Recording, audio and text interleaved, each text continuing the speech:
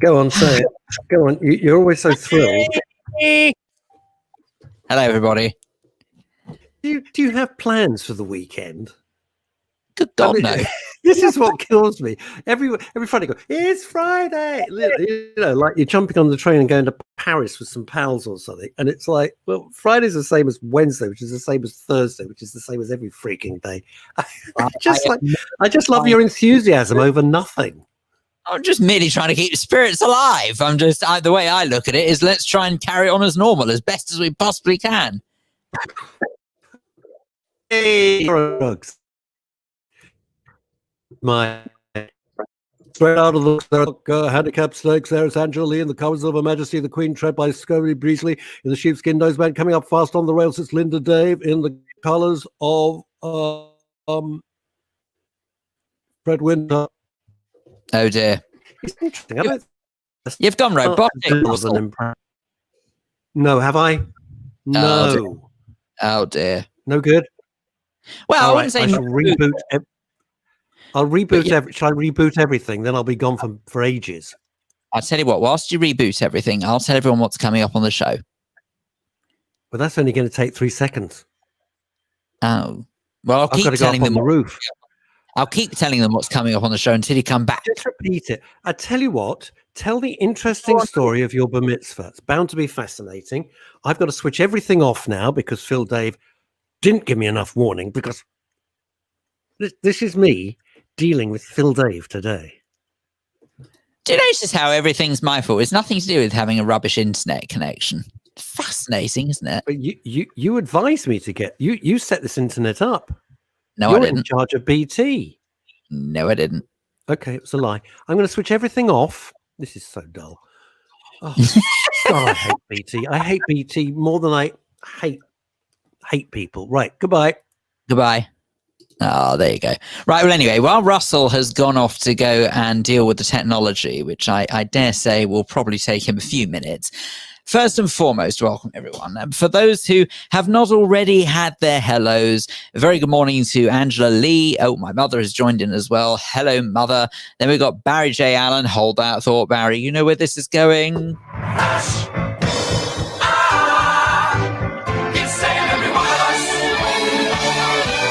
Oh, that's really weird. You know, I feel like a band who's split up and gone solo. I'm used to performing that with Russ, and it didn't quite feel right doing that on my own.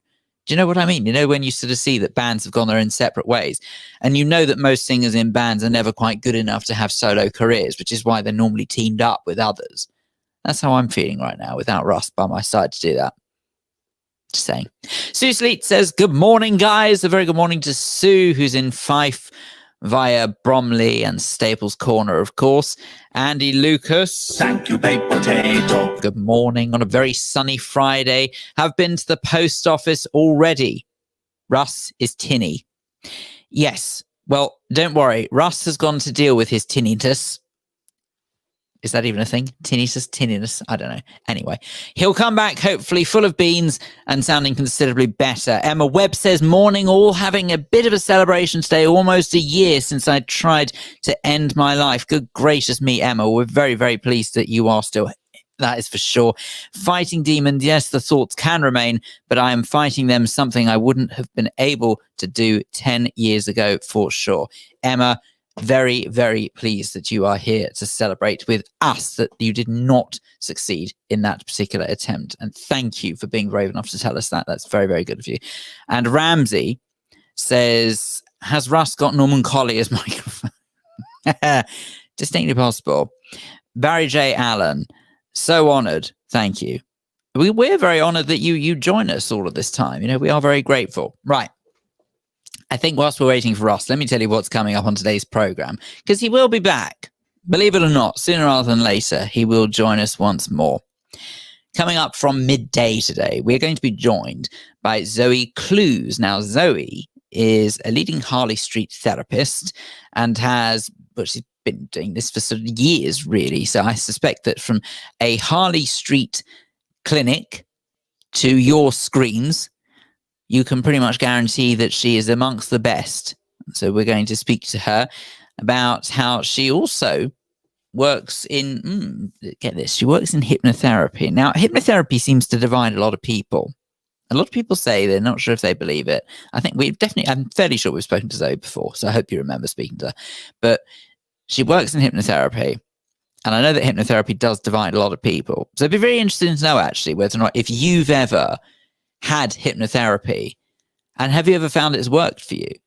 You might as well start getting those messages in now, because if you do, then hopefully we can put them to Zoe, and we'll have a chat with her. So she's coming up at midday.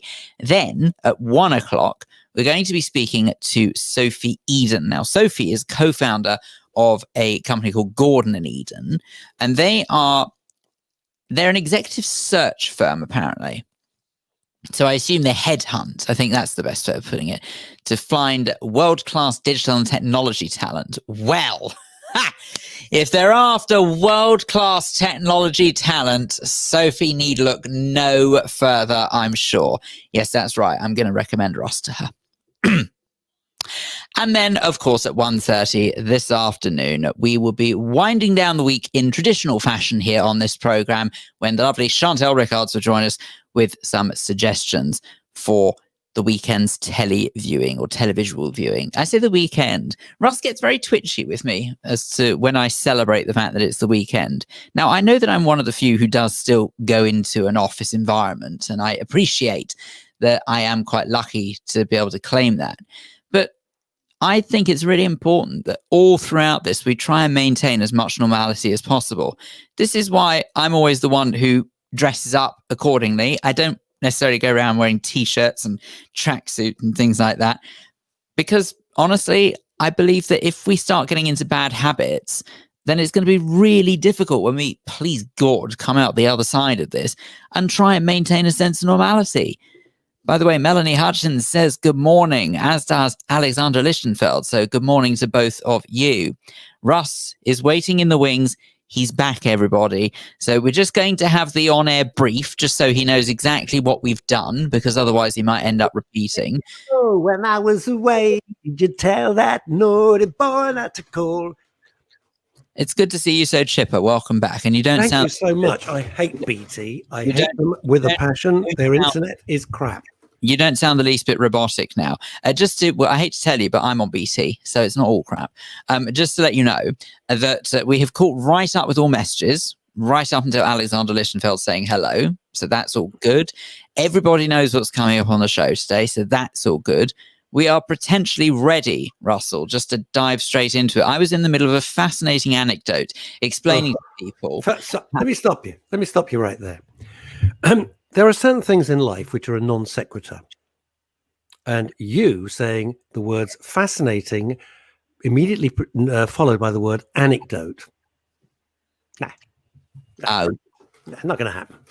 You're fooling no one. Well, I was in the middle of an anecdote just now where I was telling people... I can only apologize, everyone. Sorry. Where I was telling everyone why it is that I believe that. So when I go all jubilant and celebrate the fact that it's Friday, I feel that there is a real sense of importance to carry on with some smattering of normality throughout all of this hoo-ha. This is why I sort of...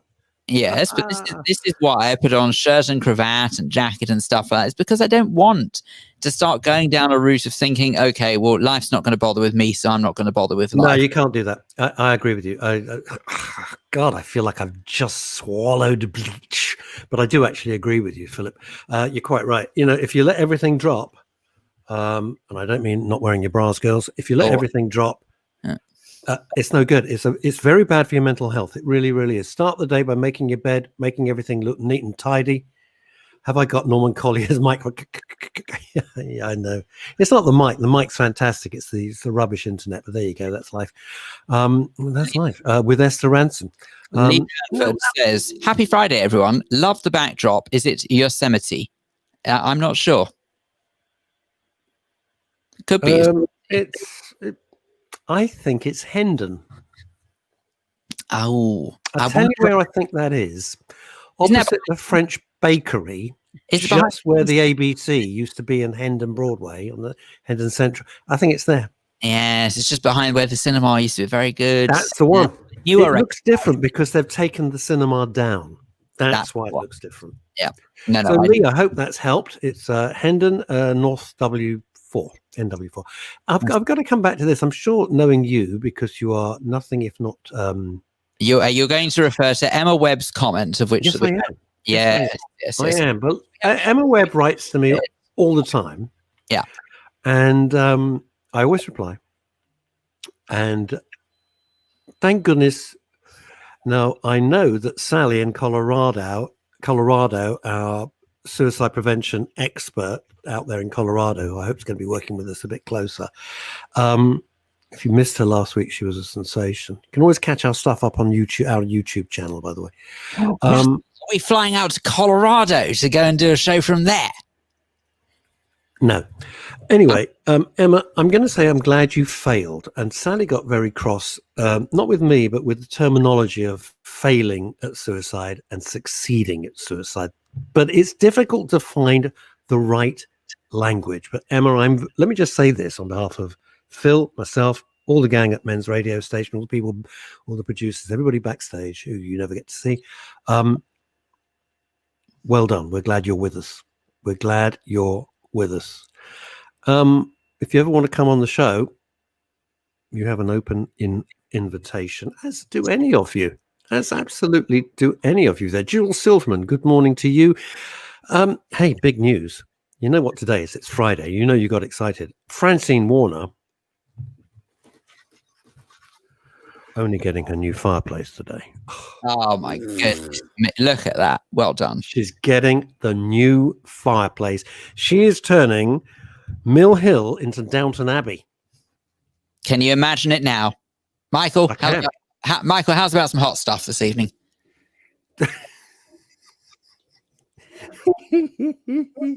It's so sweet. She goes around the home. I said, how do you watch it? She said, I have it on my phone, and every room I go into, I just follow. It's really, really kind of you.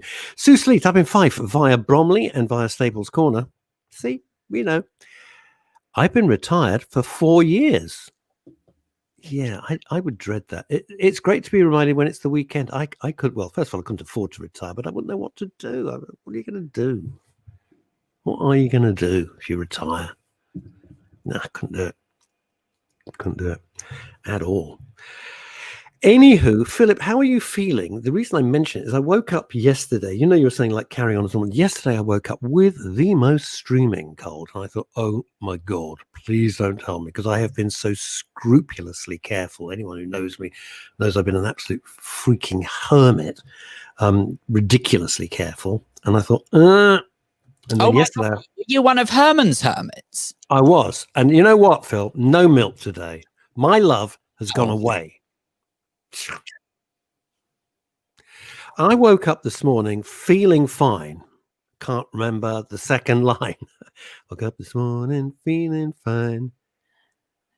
God have someone special on my mind.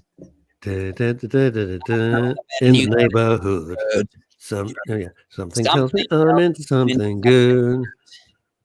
Do you know he was bigger than the Beatles? Not too shy, and I can tell I'm her kind of guy. She danced close to me like I hoped she would. I can keep going if you want. Okay. Do you know any of the lyrics? Do you know the lyrics, by the way, of Dave D, Dozy, Beaky, McIntitch? Anyway, Melanie Hutchins says, Sunny on the... Depends what song, actually.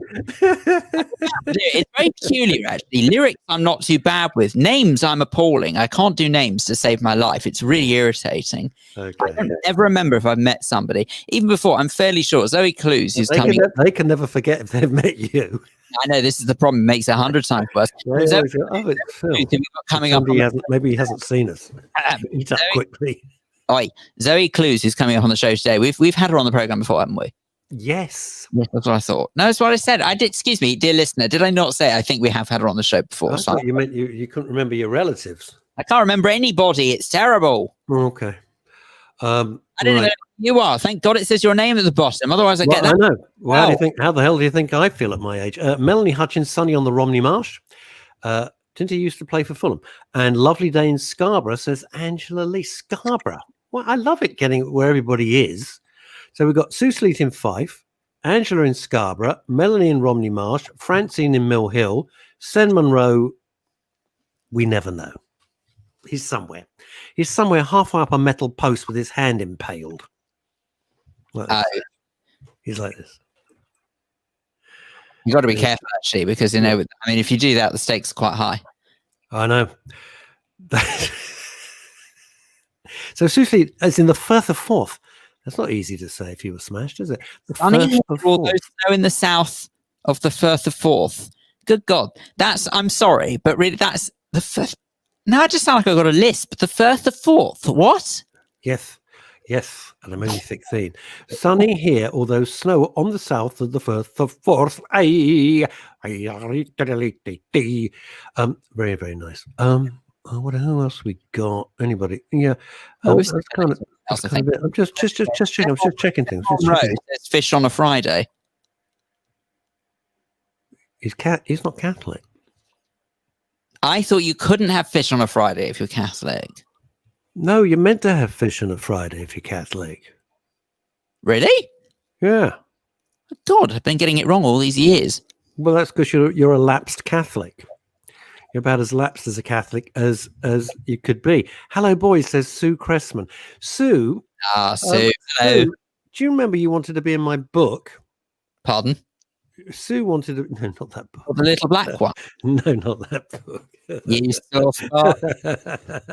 Ain't going to be in that book. She's happily married. Now, Sue, you wanted to be in my next novel, Bad News.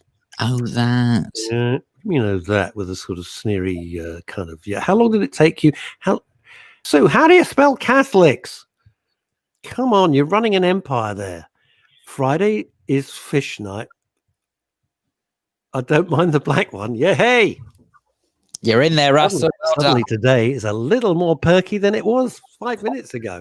Right. No, Friday is fish for Catholics. The main reason it's perky for you is because you restarted the router. It is, fish or Sen. What do Muslims have on a Friday? Oh.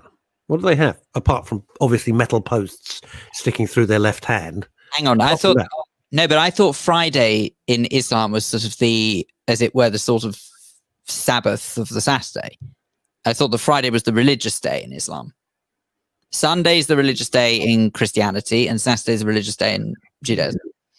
The one thing I am pleased about that I hated when I was a kid, and as an adult I'm so pleased it went, was that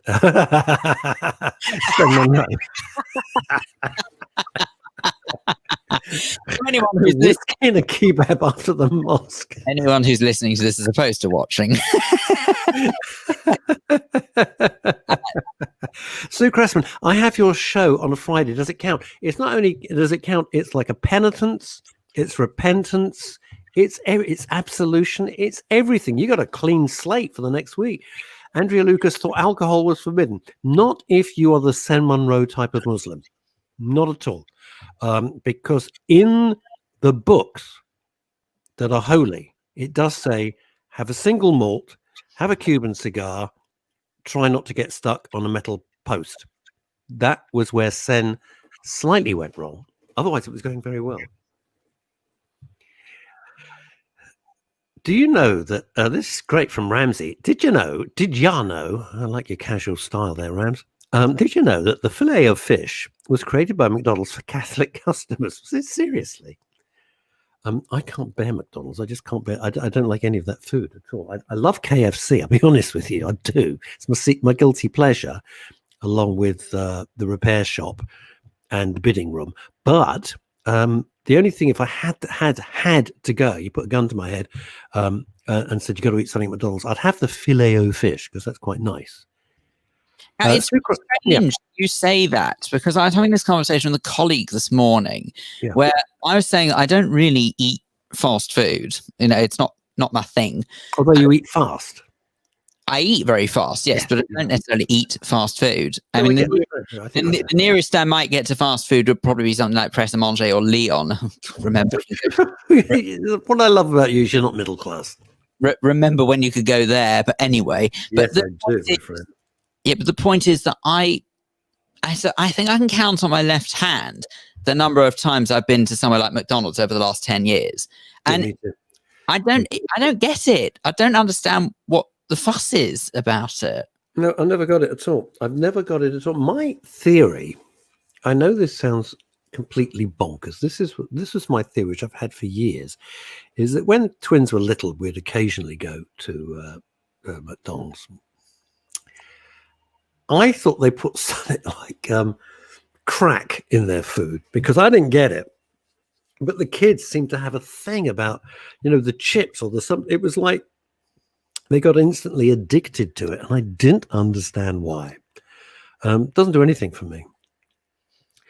You raise a very interesting topic, in terms about food and food that can be addictive. Yep. Because there's no doubt, one of the most addictive substances that is in food is sugar. There's no doubt about it. That's why I avoid it like the plague. So hooked on sugar, it's unreal. And including me, I recently got into seriously bad habits with it. I'm not sort of saying bad habits in like a sort of a flippant kind of way, and I really can recognize that sort of there are worse things to do.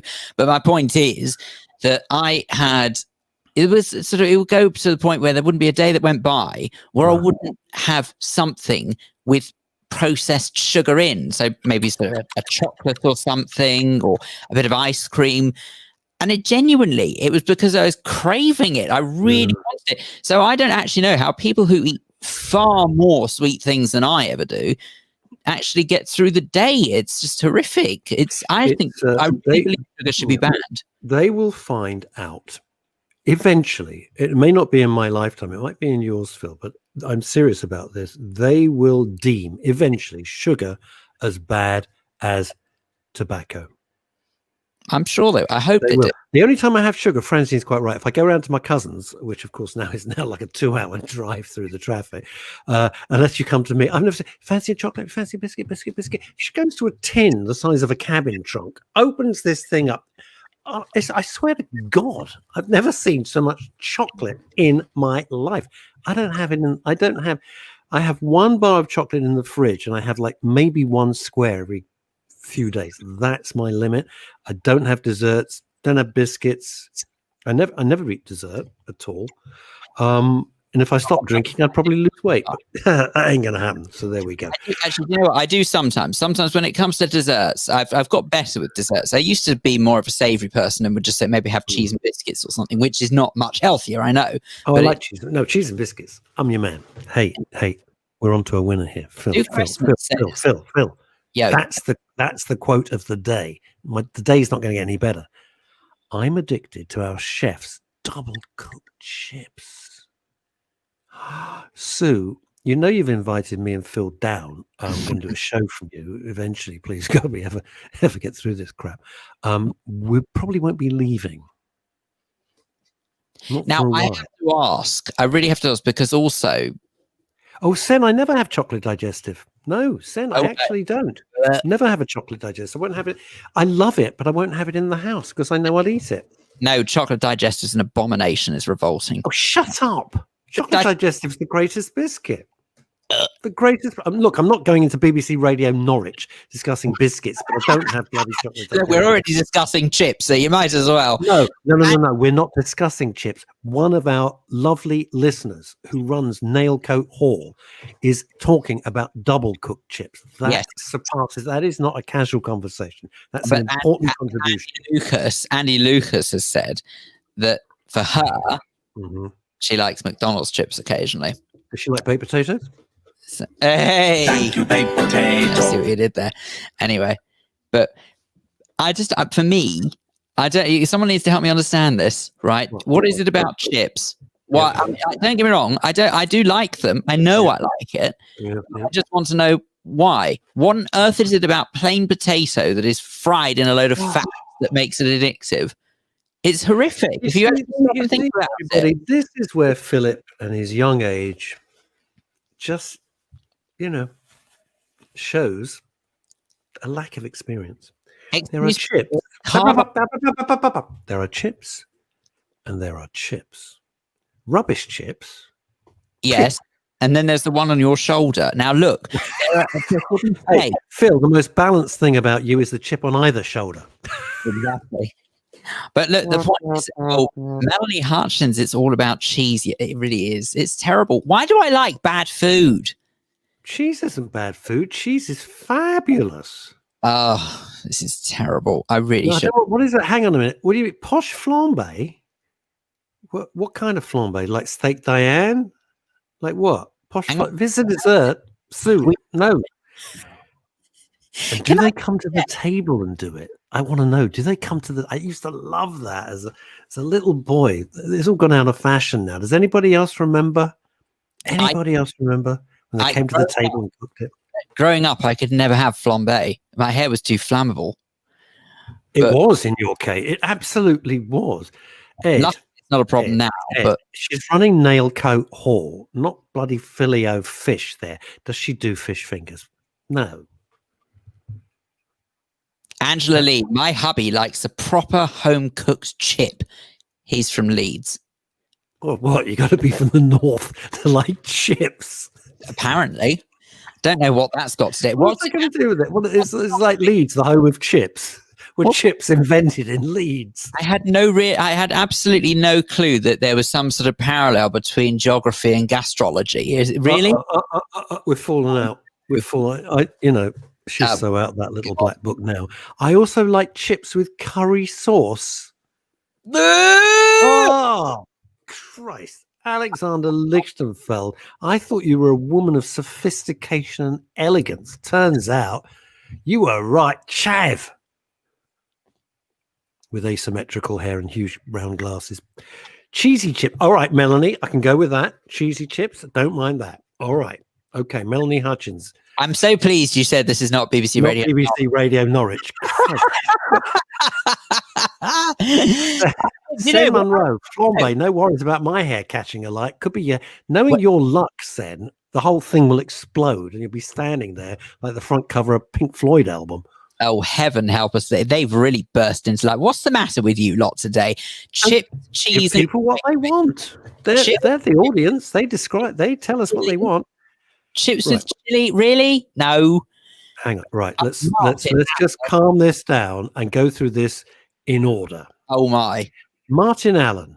We'll do it alternatively. Martin Allen, chips with mint sauce. You're a pervert, Martin. I'm sorry, that's disgusting. Angela Lee. I can't talk. Angela Lee. Chips with cheese and gravy. Angela, we're not going on a date. Lee Durnford, chips with chili. Lee, you run a huge company with 17,500 employees. No. Sen Munro, I'm not even talking to you.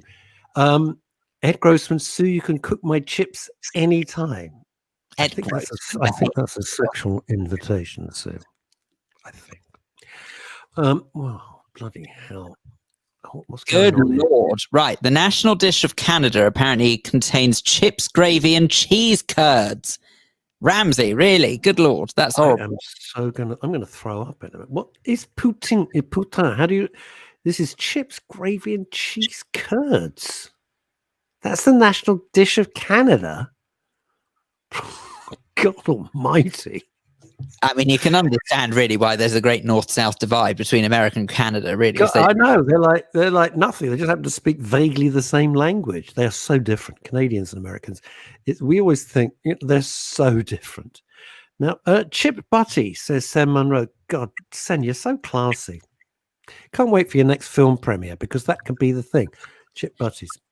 Might I, if you want to add a little bit of class to it, might you call it a French fries sandwich? No. Pommes frites à la pain. Oh, yeah. I love it. Yes. I love it when you speak German. Leader, oh geez, I wish I ran it. Sadly, I do not. Okay. Why do they? Ed Grossman, why do Canadians call their money the loonie? What? I've absolutely no idea. I don't know what that means. Ed, you have to explain. You completely lost me there. Kebab meat and chips, says Martin Allen. Lee Durnford, have a call. Do you know Lee Durnford is a very senior guy in a company that designed the Channel Tunnel and other huge things, 17,500 employees. And I love it. He's here talking about chips. Brilliant. He says, I've got a call now, so I have to dash temporarily. Fish finger butty. Yes, Angela. Now that.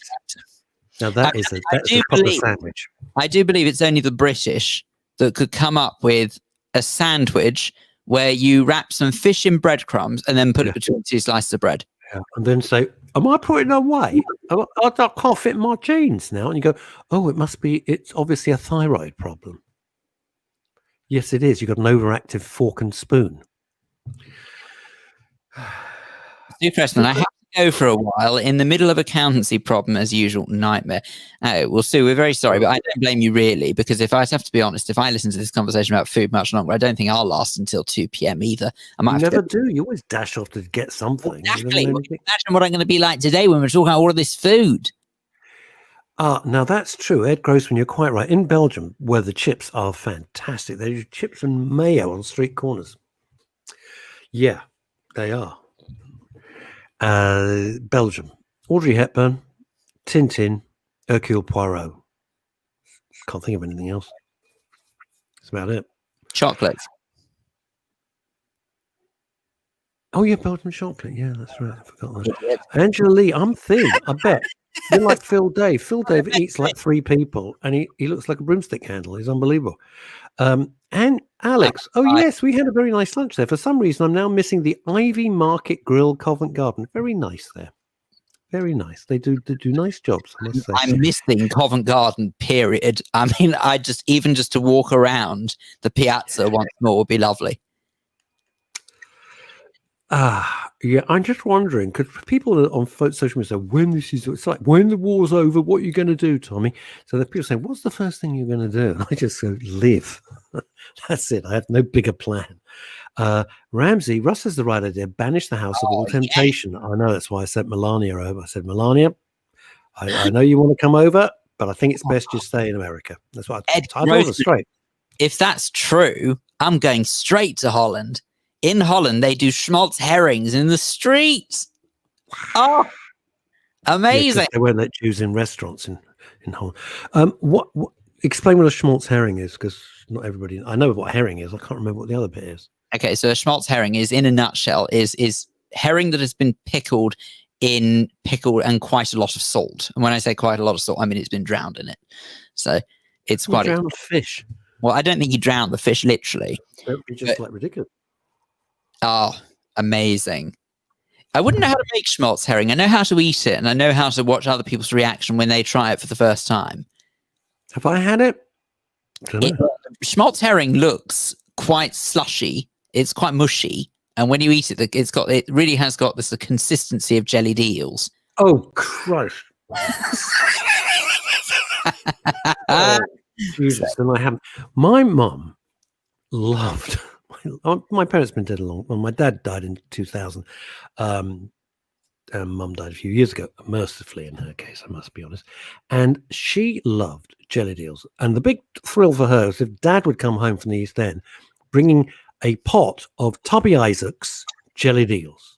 I never tried it. Just looking inside looked like something from the bad scene in Doctor Who. My mum loved it. I can't believe she loved jellied eels. Well, she was brought up in Stamford Hill, so that's why, she used to go to Ridley Road and all that sort of stuff. Ed Grossman in Sainsbury's, they do roll mops. They're not great. What's the matter with you? What's happened to you? Are you still there? Seem to have amused my young colleague. What's up? Roll mops don't. I'm with Ed. Roll mops don't actually count. Roll mops are kind of a quasi. I tried. Attempt. I tried so hard to be professional and ignore Sen's comment, but it's just brilliant. It's a very good one. It's a very good one. If you're listening on the radio, it's this, because I know Phil won't read it out. It says, on Monday, I made a Belgian waffle, and on Thursday, I made a Frenchman talk bollocks. Sen, that's very good.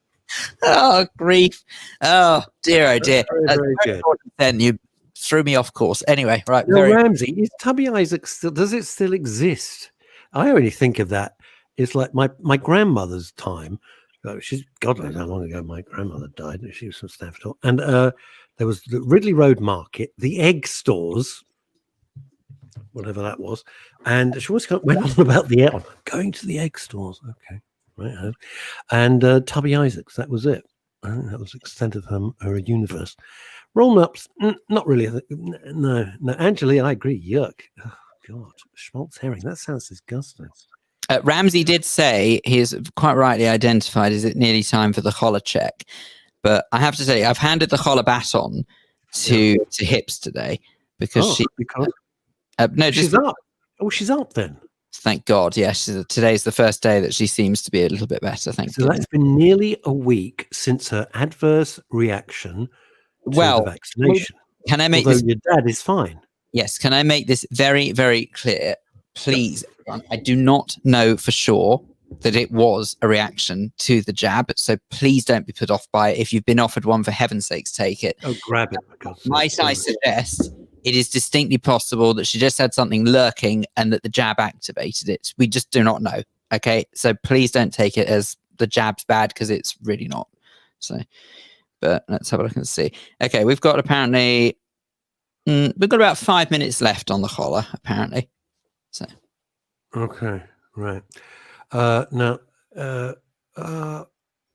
good God, Ed Grossman, my bubba, that's grandmother, used to sell live chickens in the lake. Good God. Sorry, what, the cluck? Yeah. Was that on Beak? Was that on Beak Street? That's amazing. Alex, see, I don't. She says, I love all Jewish food. So fattening. It's designed to kill you. I think it's designed by women who were always sick of their husbands and basically just fed them so they'd drop dead.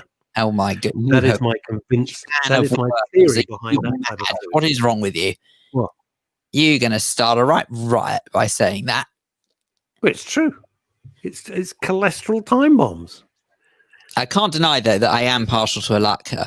And I tell you, what I really, really miss. It doesn't do it for me.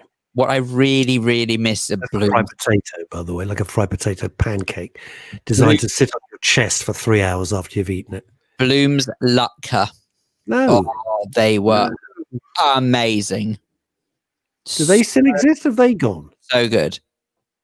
Have they gone now? Are they still existing, or have they gone as well? Well, I think they still do sort of sausages in the supermarkets, but sadly they don't. There's no stores. You can't go and eat. You can't go and eat and be insulted by a waiter there. God, I know, and be charged a fortune for it. I used to spend £6 on a latke. How much? About £6 on a latke. It was shocking, but they taste you coming. I know, right? Oh dear, dear. Good news, everyone. My mother's going to send a photo of the colour. So. Well, if she's our holler correspondent, going over to the kitchen. I've just got news into the kitchen now. We can go there. There's breaking news by the oven. Any chance of it south of the river? Ramsey, I'm with you. You know, it's exactly the same way once. You know, when you said that, how about when they saw me coming, as far as the whole sort of £6 for a latke is concerned. £6 for a bit of potato. You're mad. I know. I walked into Bloom's once wearing a pair of cling film shorts, and the manager looked at me and said, I can see your nuts. Ramsey says, any chance of delivery south of the river?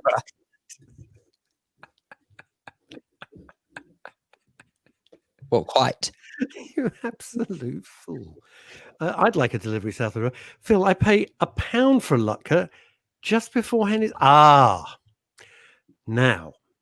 that used to be a place called, there was a place called Uncle Ian's, which started as a little tiny shop, and it grew into this massive place.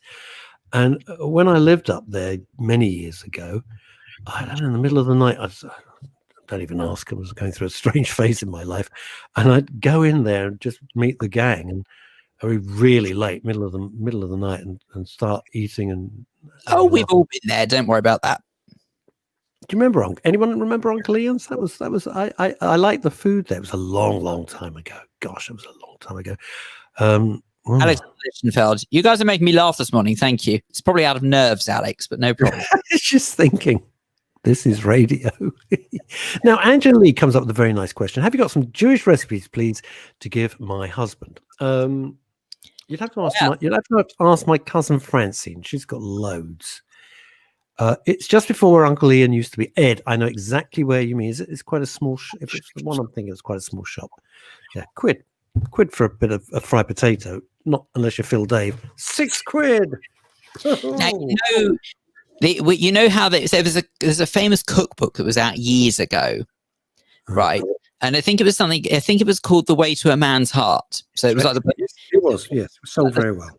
The perfect housewives. It is so sexist and stereotypical. It was appalling. They were the days.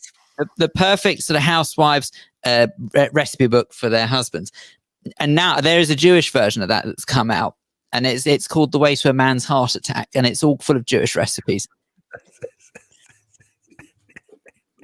So, Andrew Lucas. We're done with that. Andrea says, get the Florrie Greenberg cookbook. I have no idea what that is. Greenberg. Florrie Greenberg's a cook. Well, I gather that if she's written a cookbook, even I could. I didn't think it was a suspense novel. I didn't think it was John le Carre's spy story. I have to tell you, I've never heard of Florrie Greenberg until that point. But I'm just going on an educated guess. Could be. Caveat: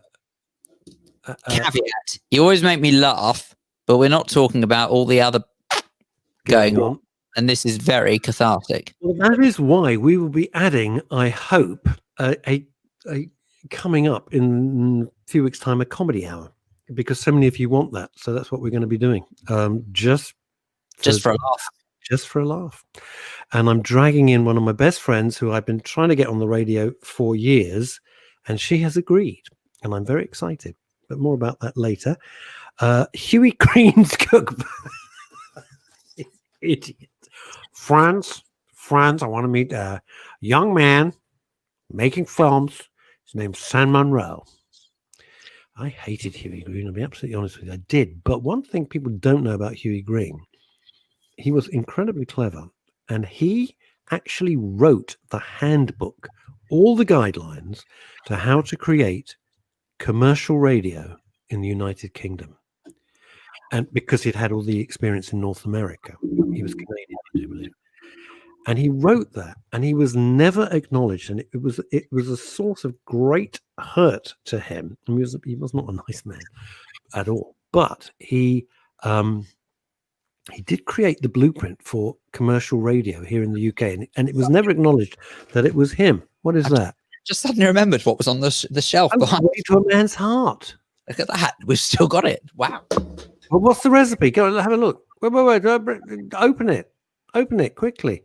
Angeli, I didn't like him. France, Angeli, hello, my is right over here. What do you do, my darling? Okay.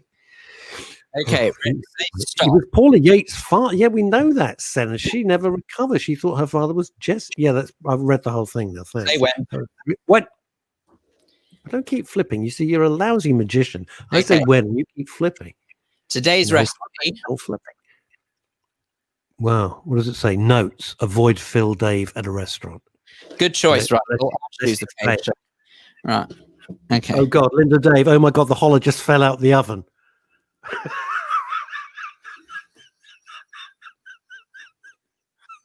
Don't know why I bother.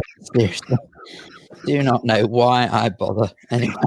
This is what happens when you delegate. You can't delegate. You cannot delegate. Your mother's completely let you down. You had one job. I'm just saying. Linda, we don't care you had the vaccination. You've been really dead ill for a week. You had one lousy job. One job to do. Anyway, all right. Well, I looked. Liberace. My parents met Liberace. They said he was great. They hung out with him for a while. Right. Well, I do look forward to this later. What, the holler that's been swept off the floor with the dogs? Yeah. Well done, Linda. Well, I mean, it doesn't too bad. Shut up, Sen. You're driving me mad. I grant you, actually, that the hairs don't really add much to it, but. Do your dogs, do mini Dachshunds, do they molt? Single malt, yes. No, they don't really molt too much. Funnily enough, actually, Carlo, who's the short-haired one, he does a little bit, but I think he's out of nerves. Can't understand why he'd be nervous in this household. Oh, God, who would know? All right, anyway, who would know? You're absolutely right, Sen. That was Paula Yates. There we go. There's today's collar.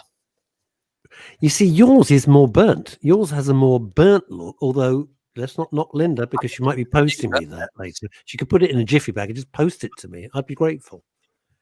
I don't think it's too burnt. No, it's not. But it's much paler than the one you. What do I know? I'm not an expert. You show us the one, and it's more blackened on the outside. Linda. Oh, it's probably just had a flash gone off on it or something. Anyway, today's recipe, by the way, if you're interested. Oh, Christ, now we're Jimmy Young on Radio 2. Go on. We've got. Hang on, do the intro. What's the recipe today, Jim? Well, Raimondo. Today we have potato and carrot salad. Ugh. Now, for this, you'll need 2 pounds. Get a potato and a carrot. Boom. For this, you'll need 2 pounds of new potatoes. Right. You need 1 pound of peeled carrots. Can I just say how beautiful it is seeing things in pounds and ounces again? You'll need 1/4 pint of milk. Not a milliliter crap. Yeah, a milliliter. What did I say? Milk? Yeah, milk. Sorry, I mean 1/4 pint of. I'm on autopilot. You need 1/4 pint of mayonnaise. Sorry. 6 tablespoons of French dressing. Francois. All right. And then you got 2 to 4 ounces of spring onions and a handful of watercress. And what you want to do is what you want to do is put it straight in the bin and have a sandwich. You want to rinse the potatoes and order a takeaway. There we go. Just what a boring salad that sounds. That sounds awful. Yes, just to finish off what Sam was saying, that Paula Yates, bless, she always assumed that Jess Yates was a sort of TV. I don't know. He used to play the organ. His life went completely sideways, and she assumed that was his. And then she found out very late in her life that her real father was Huey Green. What a choice, Jess Yates or Huey Green. Oops. It's not really a choice, is it, everybody? Ed Grossman, would anyone like a salmon platzel? What? What? A cup of tea. Cup of tea, yes. I have no idea what the first thing is. Not a clue. Angela, I can almost smell it. What, Huey Green? Angela, you're weird. What did Huey Green smell like? Oh, Chrissy Holt. Here we go. Oh, my God. You're obsessed today, you lot. This is from Spain. I'm making beef. Ladies and gentlemen, it's Chrissy. All this year I'm off to sunny Spain. Hey, viva España. I'm like throwing the shapes. I'm making beef stew for supper. Okay, 7:30 convenient, Chrissy? Fish lunch. Blimey, how much do you eat there? Cooking in building site. Okay. Too cold. How is the holler? Well, we've had the holler crisis. It fell on the floor. As soon as it happened, she thought, dope.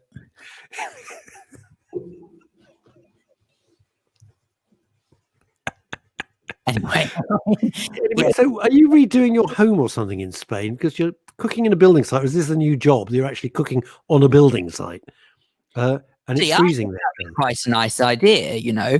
If you think about it, I grant you it probably wouldn't be too hygienic, but with all of the restaurants that are closed at the moment, I think the chefs should be diverted, and as a treat to those who are still having to work, mainly those on construction sites, is we can ask all the chefs to go onto building sites and cook something for the workmen. Okay. Would there be a wine list as well? Because I think it's nothing better than having a couple of bottles of, Lambrini and then picking up a power saw. I mean, it could be something go wrong. I mean, there could maybe sort of be like a selection of different window lean or something like that. Bring a bottle. Window lean domestos, Mr. Sheen. Missed first part. Sorry, redesigning the kitchen. Hang on. There is a difference, Chrissy Holt, between redesigning a kitchen and just smashing it up and starting it again. I've got a horrible feeling you smashed it up. They call those food trucks. You're absolutely right. Food trucks. Yeah. Food trucks. Okay. Do we have food trucks here? I'll tell you what's very good. Soho, I've forgotten the name of the street, but you can't miss it. lunchtimes in Soho, the whole street is a lovely little cobbled street it's off Brewer Street. I know that. So off Brewer Street, before you get to Old Compton Street on the corner, where all the bike racks are. That's not a euphemism. I do mean bike racks. They have all the pop-up stores at lunchtime, and the food there is absolutely fantastic. Really, really excellent. So if they ever open up again, I do thoroughly recommend it. The food there is lovely. It's varied. It's not expensive, and it's delish. And all cooked fresh. And some of them come with a side of salmonella for free. You see, that was my dad's viewpoint. Don't touch that. You'll die. You know, he grew up with all these things, and I grew up with all these crazy things, and it took me years. Are you implying your father was Tommy Cooper? No, they knew Tommy Cooper. My uncle hung out with him. Uncle Arnold knew him very well. You just said, wait. I just sounded... No, my father was like, don't have that. It was all that. You can't have this. Mustn't touch that. So you missed out a lot of treats. You missed out a lot of treats there. But you don't get, the food there is very, very, very nice. Ramsey, that was the joke that was going around all last week. You can read it out, Phil, if you wish.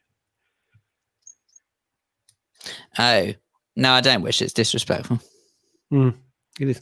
I have to say, the inauguration, with great respect, okay, it wasn't a sainthood. It wasn't a beatification. It wasn't a coronation. It was career politicians who were as bad as every other career politician getting into power. And some of the they're like making these people saints. They're just career politicians. I've never seen such garbage in my life. I mean, good luck. I hope it works. America's a wonderful country. I hope it brings everybody together. I hope all the 74 million people who didn't vote for them don't go raving nuts. I hope the states don't succeed. I hope there isn't a second civil war, etc. But I've never seen such a load of old garbage in my life. I gave up. Pretty odd. What do you think of Lady Gaga? I think she's a genius, but I didn't watch it. I just watched the headlines of the news and got out. Let's just say I used to like her. So. Did you ever go to ISOS? Do you know what that is? ISOS. What is that? It sounds like a terrorist group. It sounds like a terrorist group with dyslexia that can't spell ISIS. Or either that, or maybe it is a subsidiary of ASOS, which is an online clothes store. Could be. And it's for just glasses. So it's ISOS. It's just for glasses and sunglasses. Do you think that could be it? Maybe. I mean, ASOS is as seen online. That's what the ASOS stands for. Hang on, well, that doesn't make sense. Then it should be ASOL. Excuse me. As seen online would be ASOL. So sorry, I beg your pardon. As seen on screen. ASOS. As seen on screen. Sorry. Okay, I didn't know that. You're quite right. As seen on screen. So maybe... No, apparently we're getting an update. Update just coming in, everybody. Hold on. Yes, we're just hearing from our ASOS correspondent, Ed Grossman. ISOs in Brewer Street. No, I don't know ISOs. Don't know. Russell, we've got to start behaving ourselves because already waiting in the digital green room is our first guest. We have guests today? No, I have read the reviews. You know how we do like to make our guests look suitably nervous before they come on air as soon as they hear the diatribe. Hang on. I understand this, but we've got to deal with this. The guests are just going to have to hold on because this involves food and Soho. Two of my favorite subjects, right? ISO's was the most famous deli in Soho. Do you know what, Ed? I'd never heard of it. That's how famous it was. Oh, no, Alex, she's probably going off to do work at Samaritans. Not a joke. That's what she does when she's not running the world and running her empire. Wow. She does a wonderful job. I know Alex is a good friend. And, I've known her for many, many years since she was head of everything at what was BT Cellnet, which became O2, which was then BT Cell. It was BT Cellnet, and then it became O2. Eventually, it became O2.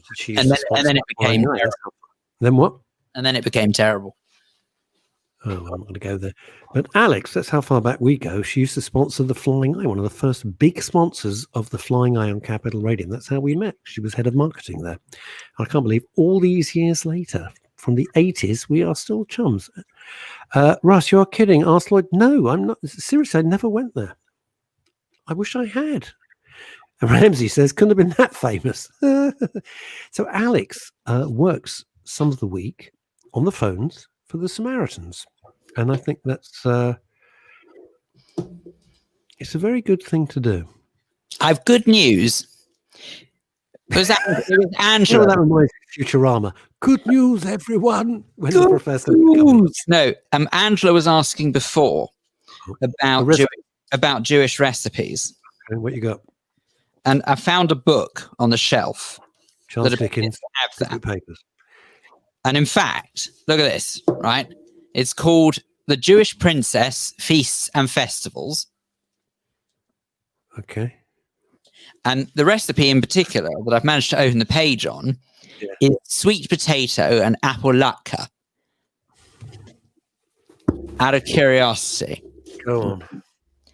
Now, good God. No wonder we have the highest rate of heart failure. Seriously. Are you ready for this? That's why I don't touch this food. I'd like to make it to like next year. Are you ready for this? Yeah, hit me with it. Makes approximately 40. And that's how my cousin Francine cooks. Just in case my cousin Francine cooks in case the entire Premier League happens to wander through Mill Hill, knock on their door. So, Fran, you got anything to eat? Come in. Won't be a problem. That's how much she cooks. Good Lord. No wonder. You can pop into my cousin Francine any time of the day. You can have a banquet. Never seen anything like it. 2 kilograms of sweet potatoes.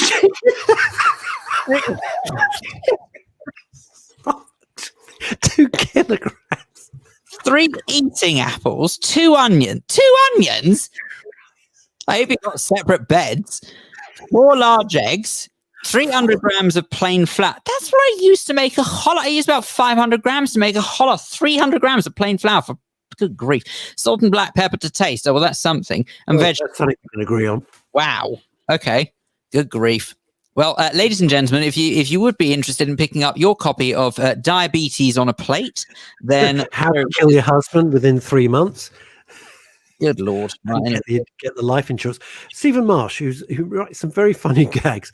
What, Russ? You don't eat like? Because I don't. No. What about Schwartz herring? No, I don't. I don't. That's it. Chopped liver.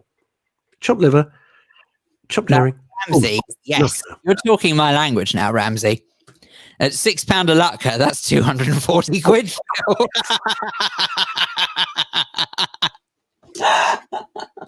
To anyone who didn't hear earlier, I was recalling a time. Stupid conversation. I was recalling a time when there used to be a restaurant in northwest London called Bloom's. Actually, used to be in East London as well. A restaurant down in Whitechapel near my dad's office. The original one, yeah. So originally in East London and then in northwest London as well, called Bloom's, where notoriously the waiting staff were ruder than you could possibly. You couldn't believe how rude they were. It literally people off the scale of rudeness. I've never encountered such rude people. It was kind of like the northwest London of Wonkies. You remember Wonkies in China? God, yes, the Chinese restaurant. What do you want? Yeah, sit over there. No, it's kind of that. It was the northwest London version of it. Anyway, so what happened is that I recall a time that I frequently used to go to Bloom's and used to spend about £6 on a latke. To anyone who hasn't joined the conversation before and doesn't know that a latke is basically a potato pancake that's deep fried. Very unhealthy, but my goodness me, it's absolutely delicious. Anyway, I think it's time that we had a grown-up conversation. It's not that great. I think it's lovely. The deal with the waiters in Bloom's, I've got to just quickly say this. The deal with the waiters in Bloom's, you didn't pay the cashier. You had to pay the waiters. I don't know how they worked it, but they were the grumpiest, rudest blokes I have never met. Such a bunch in my life. Right, over to you. It wasn't unheard of, by the way, when you go to tip the waiter. Oh, God. It wasn't unheard of. One or two of them have sort of said to me in the past, is that it? Oh, they were unbelievable. It's seriously. Is that it? I mean, Well, frankly, the first time my cousin Michael went to New York, they chased him up the street because he didn't live a big enough tip. They chased him up the street in New York. He yeah. said, I left a tip. You left 10%. He said, that's a tip. Not in New York. It's went, frankly, you're lucky you're getting a tip at all. I saw you blowing your nose and then handling my. Don't do that. Right. Anyway, luckily, we have some class to the show now and some proper intellectual conversation. So Russ and I are going to go. We're going now. It's been great. Thanks a lot. Bye. And instead, that we have a very warm welcome back to the sensational Zoe Clues. Hi, Zoe. Afternoon, gents. How are we doing? Happy 2021, I think. Zoe, I got to be honest with you. I think 2021 was, 2020 was just the warm-up act for 2021. I know, it was a trailer, wasn't it? It was the trailer coming next week. Yeah, exactly. The warning signs were there. Now, Zoe, you work. You're a Harley Street therapist or clinic. Do we say clinician or therapist? What do we say? Therapist, yeah, hypnotherapist, and I specialise in anxiety, depression, complex PTSD, all the fun stuff. Oh, hang on. What was the last one? We got the other two. What was the last? PTSD, so post-traumatic stress disorder. Oh, that we know. Oh, sorry, I didn't hear the initials. Yes, we know. So, what defines complex rather than? So complex PTSD, so you can have, in a way with PTSD, you can have just one experience. So you can have a single point trauma. So for example, you might be in a traffic accident, or you might have witnessed something, and that it can be linked to one event that you experienced. Whereas complex PTSD is when it's often something that you might have from childhood or from, for example, an abusive relationship. So in childhood, you would have been witness or and experienced several traumas. So there might have been so many different things going on. For example, mum might not have been available, dad could have been an alcoholic, there might have been some violence. So there's lots of different aspects of traumas that you experienced over a sort of a long period of time. So it could have been chronic sustained stress. So then you would describe that as complex PTSD because you are not triggered by one thing. You have many triggers that cause issues, and you have it manifests in different ways. Right. Does that make sense? It makes complete sense. No, absolutely. I absolutely get that. I'd never heard the phrase before, and you've explained it with great clarity. So thank you very much. I totally understand. I have to tell you how I absolutely love the fact that every day on this program is a school day, because ignorant me had absolutely no idea that PTSD could be so multifaceted. I just assumed that it was a simple case, not simple, that sounds terrible, but you know what I mean. It was a case of you either have PTSD or you don't. And who'd have thought that there were multiple causes to it? Yes, definitely. And the thing is, I think a lot of things actually get misdiagnosed are actually complex PTSD. And I actually think a lot more people with mental health issues have complex PTSD than they realise. So I'll often work with people who've had very difficult childhoods where they have been under chronic, sustained, relentless stress, and there has been lots of big events. Or you can also have trauma, not necessarily from the sort of big T traumas, but for example, your parents just weren't present, they weren't really emotionally available in some way, and that in itself can cause complex PTSD. So it's not really known about as much as, say, for example, PTSD, which gets a lot more press, but complex PTSD is something that I think is really important to talk about. I didn't even know we were going to talk about this, but it's absolutely fascinating. How would you know what sort of signs? You've really grabbed my attention here. What sort of signs would you be looking for if you've got the complex version? If you've got complex PTSD, so for example, the sort of things how it manifests consciously would be, for example, low self-esteem. There might be addiction problems. You will have likely multiple triggers. You might be holding on to a lot of shame. You may present with social anxiety as well. So you often notice that there's a real cocktail of things that individual is presenting with.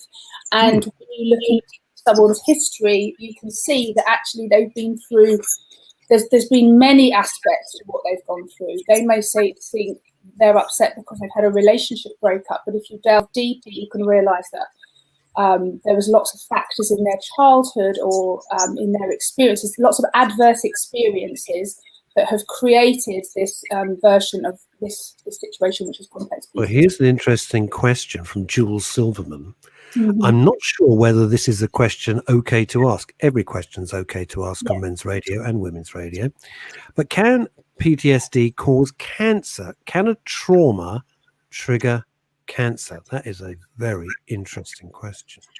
It's a really interesting question, and I think there have been studies showing, not that I've got access to them, showing, of course, when we're under stress, the link between stress and disease is well known. So the answer to that question would be potentially yes, because any situation where we're under a lot of stress for a long time can, obviously have an adverse effect on the body. So the answer to that question is potentially. I don't think that's been explored enough, or enough studies have been done on that. But I know there's obviously lots of studies that link stress and disease. And it makes sense because we need to be, when we're one of the models that I work with complex PTSD, which I think you guys will probably find interesting as well, is that we all have, and this links to the question too. So we all have within us 4 physiological defenses. So we have, and we all need them in order to survive. So we have the flight response, which is when we need to run away from a situation. We have the fight response, which is when we need to fight, for our survival, or fight for a situation, or fight for a boundary. And then we have a response called freeze, which is when, if we have a shock, we just stop. And that sometimes, people get really anxious, their brain just freezes. If we go into shock, people will go very still. We all have that response. And then we have something called fawn, which is a response where we tend to feel quite powerless. And we what's it called? Sorry, Zoe. What is called? Fawn. Fawn. Fawn. FAWN. Yes, and it's like a response. Little deer. Like a little deer. Exactly. So if you think of when someone's fawning over you, it's kind of in that same way. But the response of fawn is when we're in a difficult situation, we might be under threat, so we acquiesce and we agree and we mediate and we soothe in order to survive. Does that make sense? So I've never heard the phrase before. I'm not sure. Explain it a little bit more, because it's completely new to me. I don't know about Phil. Yeah. So we all have these 4 physiological defenses in order to get ourselves out of difficult situations. So we have flight, which means we might run away out of that situation. We have fight, which is so we might fight in order to protect ourselves. We have freeze, which is when we go into shock and we just stay still if we don't know what to do. And we have one called fawn. So say you're in a difficult situation, perhaps, for example, let's talk about domestic violence just to demonstrate this quite quickly. So say you're in a domestic violence situation and your abuser is abusing you, and you will try and placate them and agree with them in order to calm things down. So these things are physiological defenses that we have, that we all go into. Now, in the middle of that is something called our window of tolerance, and that's where we feel rested and well and reasonable and balanced. Now, what happens is when we are triggered, when we've got complex PTSD or any human, or we're under a lot of stress, it will trigger us into one of these responses. So we'll either go into anxiety, which is the flight response. We'll either go into anger and rage, which is the fight response. We might freeze and go into that sort of depression, shock, apathy response. Or we might go into the fawn response when we feel really powerless and we don't feel like we can have a voice. We don't feel like we can set a boundary. Now, when we're under a lot of stress, or when we've had, such as we have been the last year and a half, or when we have a big shock, or when we have, or suffering of complex PTSD, we can get stuck in any of these responses. So we might get stuck in anxiety, we might get stuck in rage, we might get stuck in shock, which is the freeze response, depression and apathy, or we might get stuck in the fawn response, which is when we don't set any boundaries, we say yes when we mean no, we agree with things we don't necessarily agree with, and we feel like we can't stand up for ourselves. So of course, when we're under any sort of stress with these things, we're going in and out of these responses, but we can get stuck in them. And when we get stuck in them, and then our nervous system is under a lot of stress, and that's when it lends itself to not being able to fight infections as well, and perhaps getting ill, because of course when we're under a lot of stress, our body can't function as well as it usually does. That's a long answer to a question. Does that? No, it's a brilliant answer. I'm sitting here in absolute aghast, because I a lot of what you say, I recognize from certain situations that don't need to be discussed on air because it's not very fair to the individual. Is it possible that somebody can have PTSD or complex PTSD without even realizing it? When I say that, I mean that could someone think something's not right with me, but I don't know what it is? Or do you think that deep down they know what it is, they just don't talk about it? I think people hardly ever know that they've got complex PTSD. Most people that come in and work with me, they don't realise. They just know that they don't feel good, but they often blame themselves. They think they might look at someone else in a situation and think, okay, this person can walk into a party, probably about a year and a half ago, but they can walk into a party and feel comfortable and have a conversation. But when I walk into a party, I feel anxious. I start sweating.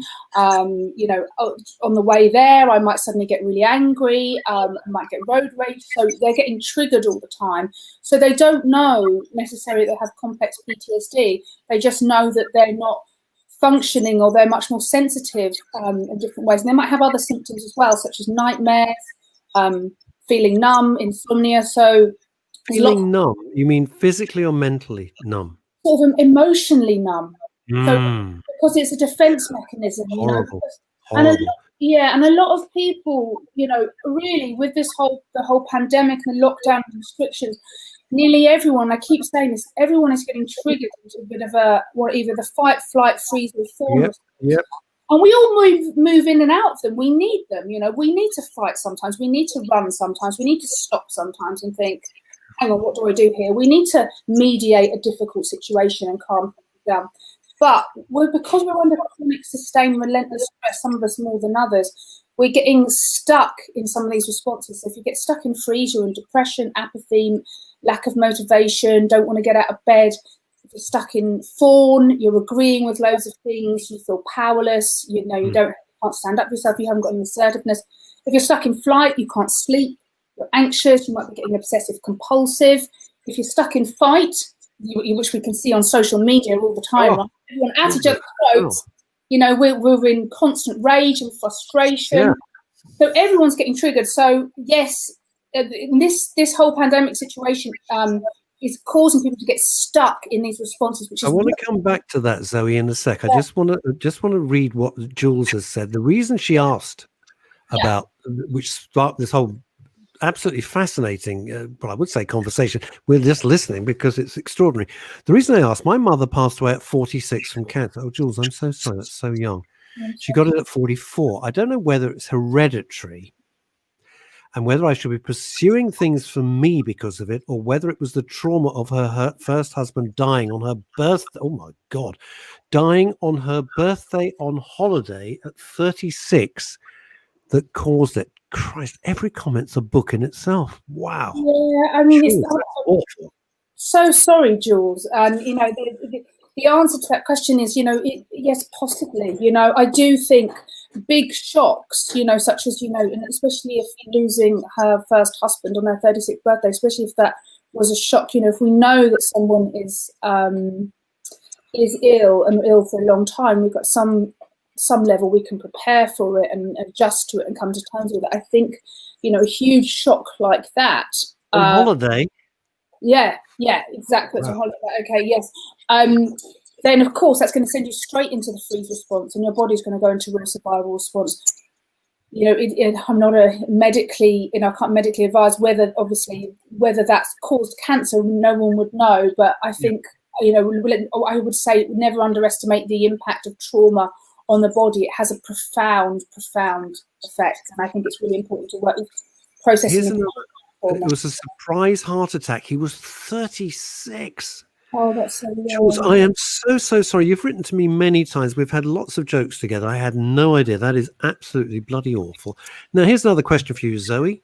Boy, yes. You're in the hot seat today. You are, but then that's always means you're resonating with our listeners, which is fabulous. Andrea Lucas. Phil, would you like to read this out? Would you be so kind? Andy says, can something like having Crohn's disease and multiple operations cause complex PTSD? And what can be done about it? Well, what can be done about it is most definitely the question, because there are going to be people listening to this now who think that they may even be able to relate to an awful lot of what you're saying, Zoe, and may think to themselves, I had no idea I had PTSD or complex PTSD. But there must be, I'd like to think, is there a light at the end of the tunnel? Could it be that no matter how long someone has potentially had it, can anyone ever be too long in the tooth to have something done about it? I know. I think there's always something that can be done about it. So as long as the person is willing, is willing to, is in a way acknowledge, as long as the person just has a desire to heal at some level. So you might not be able to heal physically from something that you have, but if you have a desire to heal emotionally, bring a different perspective to it, look at what, heal and grieve, really those factors that created the complex PTSD, whatever they are, whether they're physical, whether they're childhood, whether they're adverse childhood experiences, whether they're adverse adult experiences, as we've just seen that Jules' late mother went through. Whatever those things are, as long as we can bring a lot of love and compassion to someone's journey, what they've gone through, and looking to see, okay, we need to acknowledge what you've gone through and agree what you've gone through as well. I think that's really important, because a lot of the time we go through things and we just think, oh, I'll just get on with it. I'll just get on with it. I'll just get on with it, because that's what we're sort of conditioned to do. But then we don't process or grieve, do the necessary grieving and processing that we need to in order to release that trauma from our system.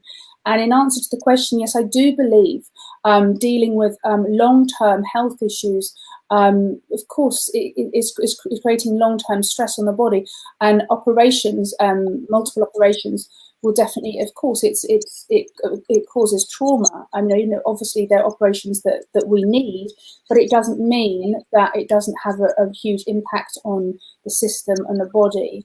And yes, I do believe you can heal from complex PTSD. Absolutely. I've seen people come back from the most horrific experiences and childhoods and devastating things, and be able to get into a much, much better place. And not only can you survive it, but you can also begin to thrive. It takes work, it takes time, and it takes a lot of patience and kindness with yourself, and a lot of compassion for yourself. But yeah, absolutely. And what can be done about it? There's so many answers to that question. There's a really fantastic book called Complex PTSD by Pete Walker. That's a really great starting point, a really great thing to start reading. There's lots of great stuff in there on how to heal and how to treat yourself. But I think the first point is recognizing and acknowledging, okay, I've gone through this. This is really difficult. There's multiple things. I need to bring as much compassion to myself. How can I support myself? And then we always have to work within the parameters of what you're working with. So obviously, this gentleman that wrote in just now is dealing with, health issues. So we need to look at, okay, so I've got these health issues and there's limitations and restrictions as to what I can do here, here, and here. I don't know exactly what they are, obviously. But really good questions to ask ourselves: how can I make my life better? How can I support myself? What do I enjoy?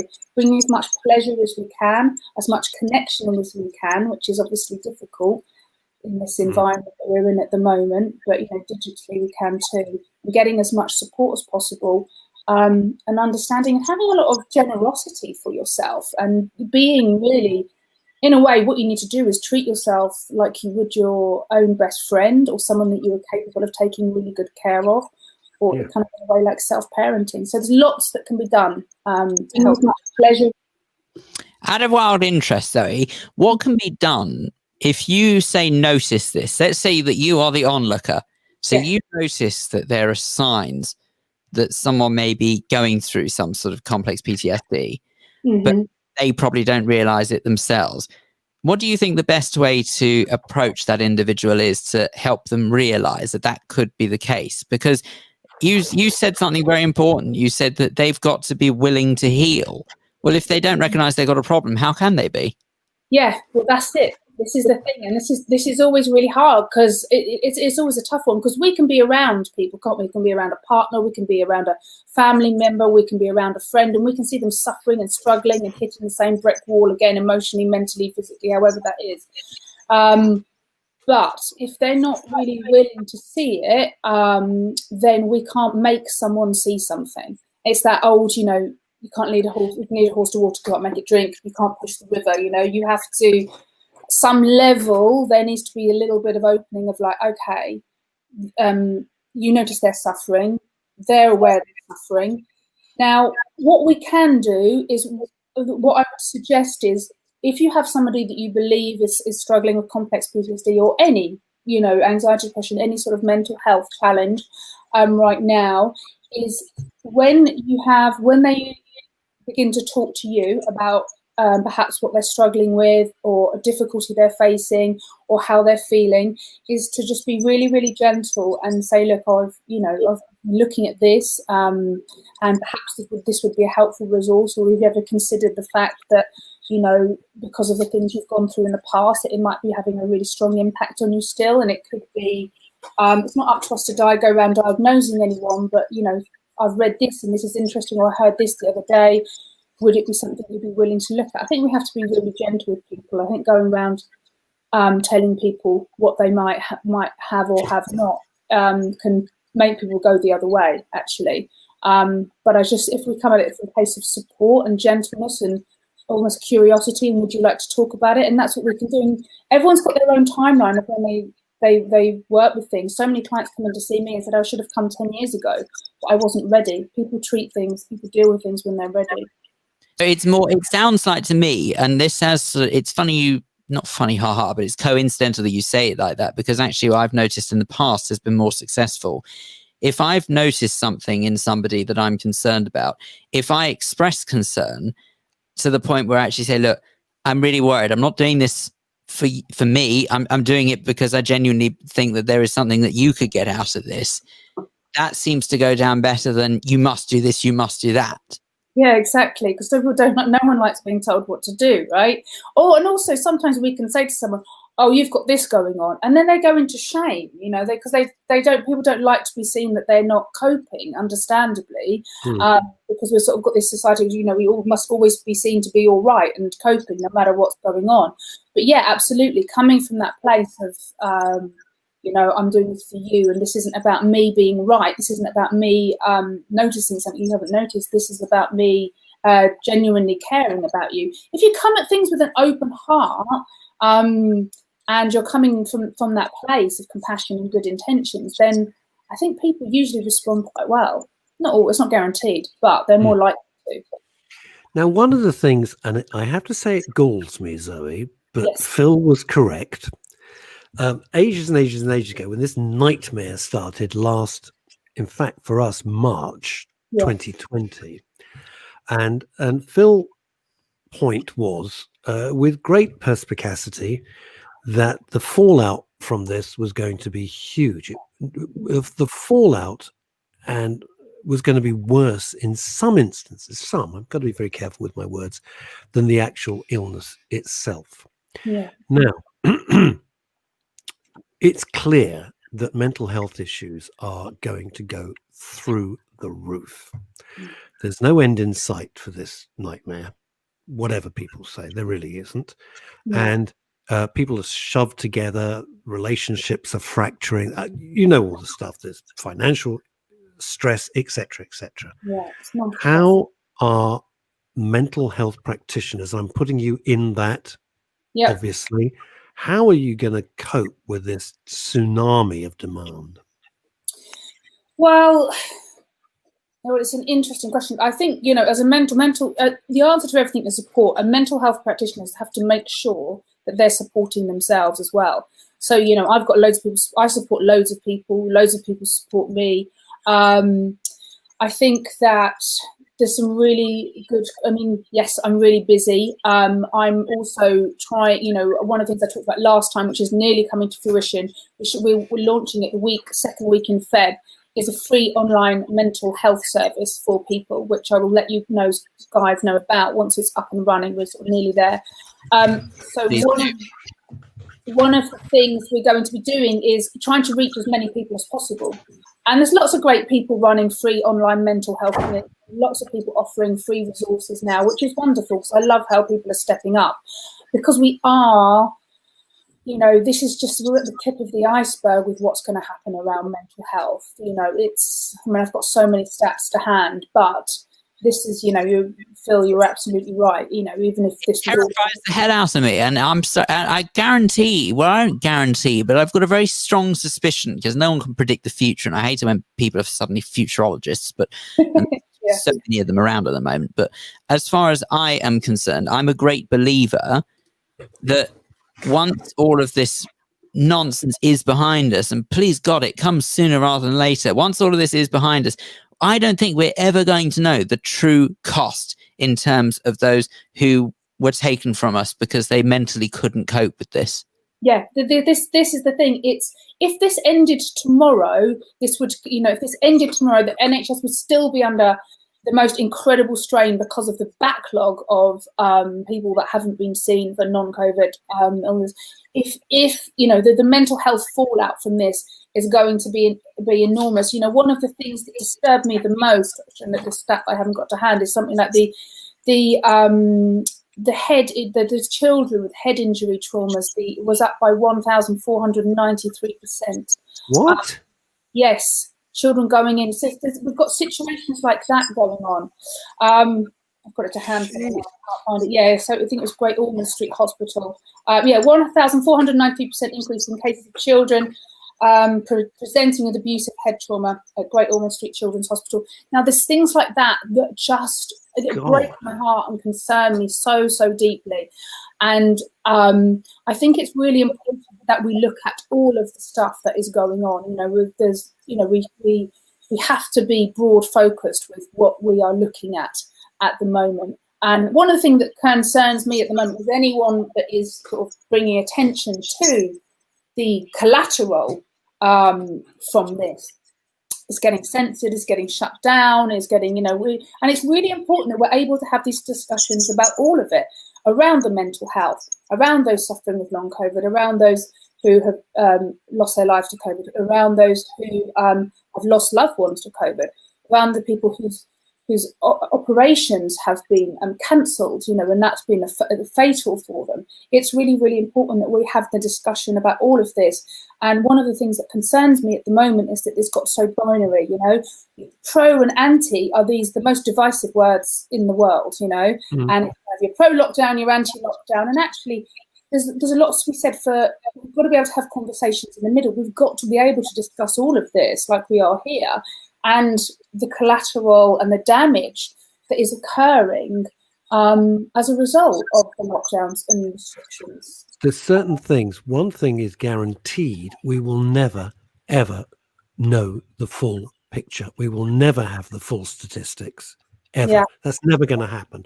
The fallout and the collateral damage from this, I think this is going to last at least 2 decades. I think this is going to take 10 to 20 years to recover. I don't mean recover our health, but I mean it will take economically, and I think in terms of the mental backlog, 10 to 20 years to catch up from where we were. I do honestly believe that anyone who thinks this is a quick fix is unfortunately living in a fool's paradise. I know, this is the thing. So I saw lots of people celebrating, going 2020's over, and I thought, what was that about? I'm a relentless optimist, but I'm kind of like, that's just, that's positivity bypassing, isn't it? It's like, I knew that 2021 was going to be, it's going to be more difficult because it's more entrenched. We went into the first lockdown, the spirit of lockdown, all of these things, and now it's, I'm not seeing anyone making banana bread, or maybe they are, I'm not seeing them, but all these sort of things that there's less. Phil's making bread. Is he? Yeah. Phil makes bread. Yeah. He's pop bread most weeks. Yes, that's his big thing. Although he delegated it to his mum and she dropped it on the floor, so it's all a complete, absolute chaos today at the Phil Dave household. Now we laugh about it now. We laugh about it now, but Phil inwardly is crying. He'd be on the phone to you for counselling that the bread was ruined. It's all very well. And we've heard this, be kind. And the Americans take it too far. You got to love yourself first before you can love. No, not really. You can kind of get on with yourself. That doesn't stop you from loving. I don't like that. I find it ridiculous. It's simplistic thinking, isn't it? You've just got to love yourself completely for anyone else can love you. Because loads of people, it's a changing thing, is it? We don't love ourselves all the time. We get on our own nerves, sometimes, ourselves, all of these things. And, you know, it's kind of, it's a destination at which we'll never arrive. This solid thing of, I completely love myself and I always will. I mean, I don't even know anyone like that. I don't even know if I've done it, actually. It might be a bit annoying. But yeah, sorry, go on. Really? You've not been in showbiz enough. That's Phil and I can direct you to millions of them. You think they're fabulous. They're complete arses. The extraordinary thing, of course, is those who do think they are sensational in this line of work. Normally, I suspect go home and probably have a damn good cry in the mirror. But anyway, and many of them deserve to, quite frankly, because they're just horrible people. Anyway, the thing is this: what can we do apart from here? You gotta love yourself, because people are under the most. I hate the most overused word, unprecedented. But this strain, this is not life as we know it, and especially if you're living in somewhere physically small. You're working from home, your wife is there, maybe you've got young kids, everyone's driving everybody else mad. You can't escape it except to go to Tesco, maybe. And, you know, the worst of that, you are creating a pressure cooker. Yeah. That's what you can't help it. You're creating a physical pressure cooker, and emotionally things are going to boil over. Are there steps you can take? you know, thinking about it, actually, just before you answer that, Zoe, technically speaking, I suppose Donald Trump is now unprecedented. Thank you. Right. All of that to one side. Yeah. Russ, you actually raised a very valid point, because I found myself getting to a stage now where yesterday I had to go to a certain well-known pharmacy to go and pick up some toiletries. Is it called shoes? It felt like a day out for me. Oh, yeah. It felt like a day out. I actually felt myself getting this little burst of joy inside. I had that. I could go. Yeah. I went to this Thai supermarket around where we lived the other day, and I hadn't been in there before, and I felt this real sort of, I felt mildly euphoric when I left. Because I know, and I was like, oh no, is this what it's like? And the other day I was going to the dentist, and I got really seriously put makeup on. Yeah, going to the dentist. A nightclub. I know some people. There are some people I know who haven't survived root canal, and it was nothing to do with any anaesthetic. It was just they got too excited.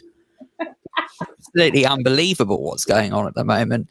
Please, I think the most exciting thing I did yesterday was sneeze. But anyway, I quite like sneezing. And the most energetic thing you did yesterday.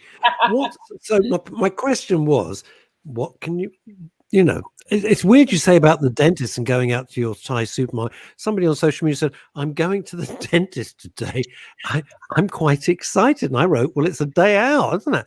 I mean, it's just bonkers. But we're trying to recalibrate, but it's very, very hard. It goes against our DNA, doesn't it? It does. Yeah, and it's so there's lots of different, again, going back to that, let's go back to that trauma model for ways of coping, yeah? So we've got the fight, flight, freeze, fall. Whenever we're in any of those, we don't feel good, we're anxious, obsessive, we're panic buying, we're angry and having a row, a pointless row for the 100th time on social media that day. We can't get out of bed, we can't be bothered, it's pointless, we feel pointless. We're just agreeing to loads of things, we just feel battered. So we were in one, it's helpful to recognise which one of the responses am I in? I'm in fight, flight, freeze, fall. It's really easy to tell, actually. It's a great model to work with. And then, what I always, in the middle of that is something called the window of tolerance, which is the place where we feel well. So we feel kind of like, okay, I feel we can rest well, we digest well, we make good decisions, we set the boundaries, we feel kind of adult, reasonable and sane. So what we need to be doing, it's a good way of working, is we always want to be trying to get back into what we call the window of tolerance. And when too much stress happens, it will yank us out of our window of tolerance. And we've all had too much stress. We've all had far, far too much stress. And for a myriad of reasons. So if we can say to ourselves, okay, I'm stuck in the flat, and the situation, I'm getting to boiling point, I'm about to be triggered into fight, and I'm going to say something I really regret to my partner, and it's all just going to kick off and go and turn into a big trigger fest. Then we've got to realise, okay, what do I need to do to bring myself back into my window of tolerance? No, we have got a limited choice at the moment. We might have to go to Asda to calm down, you know. We might have to go out for a walk. We might have to call a friend. So we've got to find ways to self-regulate our emotions. Now, a lot of us aren't used to doing that because most of us, we co-regulate. You know, we go and meet a friend for a coffee. We can be in a terrible mood. We can feel really fed up. We go and meet a friend for a coffee or wine or whatever. Have a big old rant, feel a load better. We can't do that. And human connection is so important. The physical human connection is, of course, much more powerful than, you know, a Zoom connection, although you can still. Yes. But, you know, we have to work with what we've got. That's what I always do with every client or with myself, is that we have to work with what we've got. So how can I soothe myself? How can I support myself? The brain is an interesting thing. If you ask it a negative question, such as, you know, I don't know, why am I such a loser? It will come up with a list of reasons why you are. Yeah. If you 3 in the morning. Yeah, 3 exactly. in the morning. It's a great time to ask questions like that. Why did I do that? Yeah, exactly. You're a moron. Wasted my life. Yeah, exactly. What have I done with my life? Yeah, things like that. So, but if we ask it a positive question and really gentle, okay, how can I support myself? What is the best thing for me to do right now? Because everyone is getting triggered. Yep. You know, feeling completely, you know, I feel, how can I, I'm drinking too much wine. I'm like not getting out of bed until 11:30, which loads of people are doing. Understandably, isn't anywhere to go or do anything. I haven't got the routine. So how can I support myself? So we've got to get into the habit of asking ourselves positive questions. And then sometimes we can't support ourselves. Sometimes we really need the support of others. So it might be an online community. It might be, okay, I'm going to meet that friend I'm in a support bubble with, connect with them. It might be reaching out to people. It might be calling one of the helplines. It might be working with an online therapist. So you know, like you said, we are recalibrating, and it's really difficult, and we're having to dig really deep. Sometimes we can find those resources ourselves. Sometimes it's just too much. We are too overwhelmed. We're too stressed. We're too anxious. We're too depressed. So we need. That's the thing.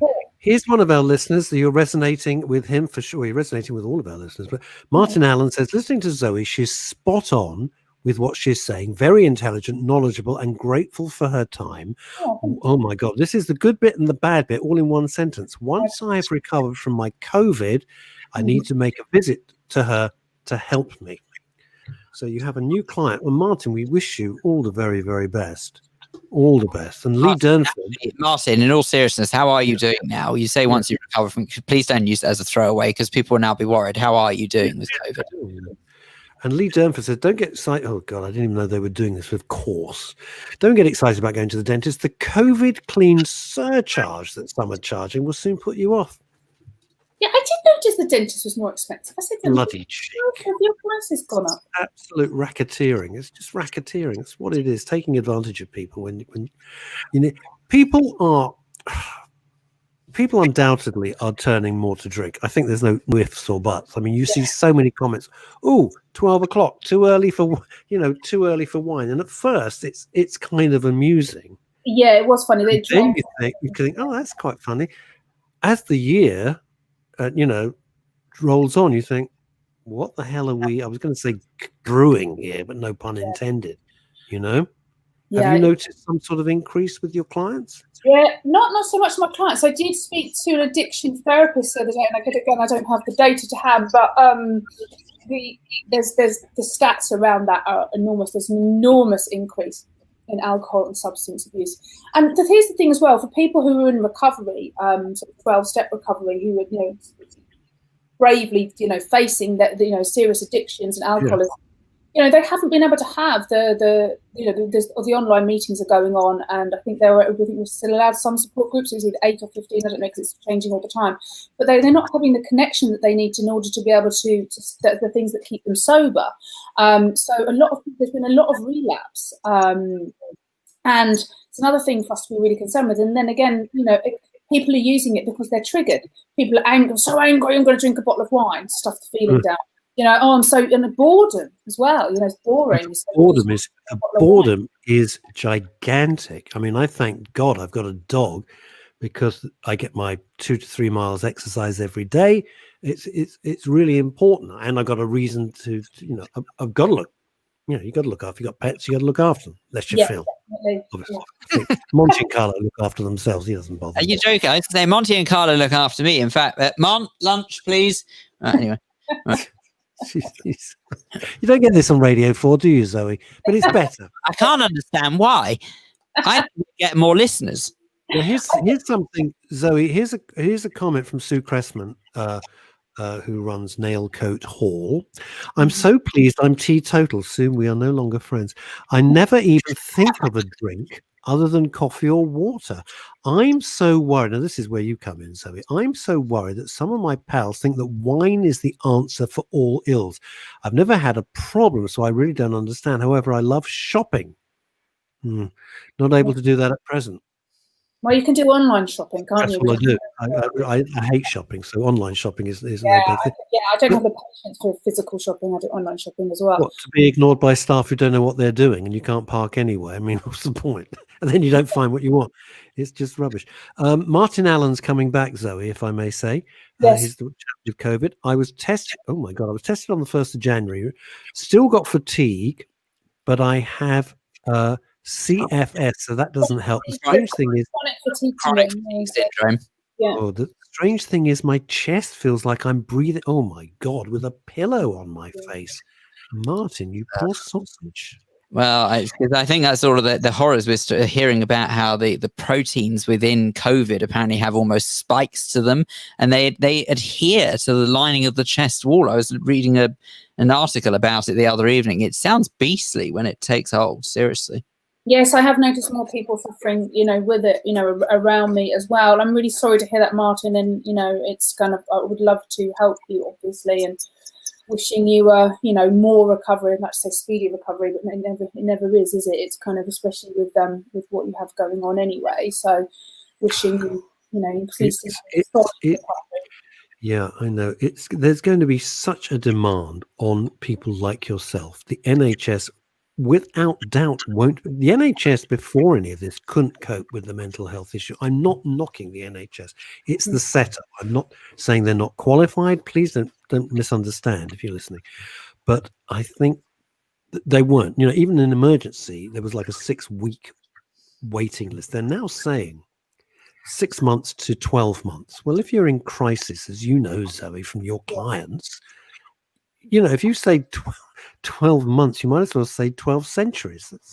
That is exactly. And this is the thing. If you're in, you're having panic attacks, you can wait 12. If you're feeling, if you're having suicidal ideations, any of those things, you can't wait 12 months. There is lots of people setting up free online mental health clinics, which is great, which I think is really needed at the moment. As I said, I'm going to be we're launching mine in ours. Second week in February, because we want to do, because I'm seeing so many people, people are breaking, because you can do the first lockdown, the second lockdown, then this third one. And, it's, the things that really get me here is the injustice. It's kind of like, we still have no support for the 2.9 million people excluded from government help. Where's the support? So I don't understand how people, take away people's rights to work, or ability to work, if you like, then you must support them financially. And not because of this loophole thing with the dividends and the director status, company directors, they aren't getting any support. And, how are people meant to survive up until, we're coming up to nearly a year now. Yep. For that period of time. It's kind of, financial worry will stop you from, I'm sure everyone in there, we've all had sleepless nights at times about money at some point in our lives. But these people were having sleepless nights for nearly a year, and these people have got families, and it's kind of, and it's still this question, the government still aren't coming back on it. And I get very angry on their behalf, I'll be honest about that, about what's being done about that, because how are people meant to live? Well, this is it. How are you actually supposed to live without money? The answer is you can't. Yeah. That's the only thing. That's the only truism we know about this. It's impossible. There's no magic money tree. You can't walk into Lidl out of Sainsbury's, Morrison's, and say, I haven't got any money, but I need food. And they're going to, Yeah, and we've got the food banks now, for the first time that they started feeding the kids here, didn't they? Yes. We read about that. Yes. So it's this, these things need to be seem to, and urgently, because people, people can't carry on, and that's why I'm setting up the online mental health with recovery, because there needs to be, we haven't got access to mental health support that we need. I think something like, I read the Guardian headline the other day that there's 10 million more people in the UK need mental health support than prior to the pandemic. Oh my God. 10 million? Yeah, and then Forget it. 1.5 million. Forget it. It's game over. Yeah, That's game over. You can't deal with 10 million people. It's not possible. It absolutely pains me, because sadly we're sort of rapidly running out of time with you. But the only thing for it, I know, the only thing for it is you're just going to have to come back and tell us about your online stuff. Yes, we want to hear about that. Oh, I'd love to. Yes, well, I love it. It's always fantastic to chat to you guys, and there's always about 30,000 things to cover, isn't there, as well? So yeah, it really is. Huge issue. We can't even touch the sides of it, because wherever you look, there's another aspect to it that people hadn't considered. They were too worried about saving, understandably, the NHS. That's the tip of the iceberg. Yeah, exactly. Where do people go when they want more information about you, Zoe, and if they want to maybe get in contact with you? So you can I think I gave you my website is zoeclues-hypnotherapy.co.uk, but it's all on there. And I think you retweeted me today, didn't you, Russ? I've tagged Men's Radio. I did. Indeed. Follow my social media handles there. On Twitter, it's @ZClues. Yeah, I noticed how you said you were looking forward to chatting with Russ on Men's Radio. I don't have your I don't. Yeah. Bitch, honestly, God Almighty! I've got another 2 hours of listening to him moaning about this. You're going off. You're probably going off to the Wolsey. You just stand outside the Wolsey, pretend you're in. I'll make sure I tag you next time. Okay? Luckily, Zoe, I have huge respect for you, so I don't really care too much. But still, but you only just got away with it. Zoe, we're going to get you back when you've launched everything, because we want everybody. You're going to get swamped, which is great. Yeah, what you want? We'll open up, because the thing is, because we're live streaming it, everyone can tune in, so there's no limit on numbers, which is great. Absolutely. zoeclues-hypnotherapy.co.uk. Zoe, you're a marvel. Thank you so much for joining us. Great day. Speak to us soon. Bye-bye. Bye-bye. I knew you'd moan about that. I got to go back very quickly. How long before the next guest? Have I got time? You've got time. We were talking about restaurants and stuff. Zoe Clues is just great. Isn't she terrific? Absolutely great. Very, very, really love her contribution there. And we could talk about restaurants and blooms and stuff. And there's two comments. A seal of approval. Lee says, "Good one, Zoe." Absolutely. Well done, Lee. I agree. The Blooms waiters, we were talking about this restaurant Blooms, which had the rudest, off the scale, horrible waiters I've ever met in my life. The Blooms waiters at Aldgate, where it started in Aldgate, down the East End of London. Sorry, I'm too London centric. Not everyone lives in London. I apologise. Okay, I thought it was Whitechapel. Yeah, Whitechapel, East End. Yeah. The Blooms waiters at Aldgate were horrible. They hovered over you, took your plate away on your last mouthful. He's absolutely right. Stephen's so right. Also put fingers. Could you read the rest of it? Are you all right, Russell? No. Put their fingers in the food. And then my cousin has reminded me of a place that my auntie, her mum, the wonderful, but now sadly late Auntie Sylvia, and my mum, and their mutual sister, Auntie Teresa, would go to. There was a fish restaurant near Whitechapel, where Dad had his office, right? And this is absolutely true. There was a mess on the floor, and you complained. The waitress brought the broom, handed you the broom to clear it up. The fish restaurant near Russ's dad's office, there was a mess on the floor. They gave you a broom. Not making it up. It's true. Absolutely true. That's when Harry, our cousin Harry, completely fooled Francine's husband, Michael. Said, we're going somewhere very posh. Michael, God, I need best suit and everything. And they went to this fish restaurant near Whitechapel. Oh, God. I see what's it all about. Now, there was an important comment from Sue Cressman. I want to get back to it. Joel Silverman, thank you, Zoe. Yes, she's great. Lee really likes Sue Cressman, good lady. Zoe, Ed Grossman. I worry this is true. I agree with Ed here. I worry we're creating a lost generation of kids with no schooling. Well, it's rough, and the kids, like everything else. I don't know what you feel about this, Phil, but like everything else, for 5 minutes, yay, no school, yay, it's great. And then they hate it. They're missing their friends. I don't think the parents were saying that even for 5 seconds. No. But the kids, at first it seemed like, a bit of a laugh.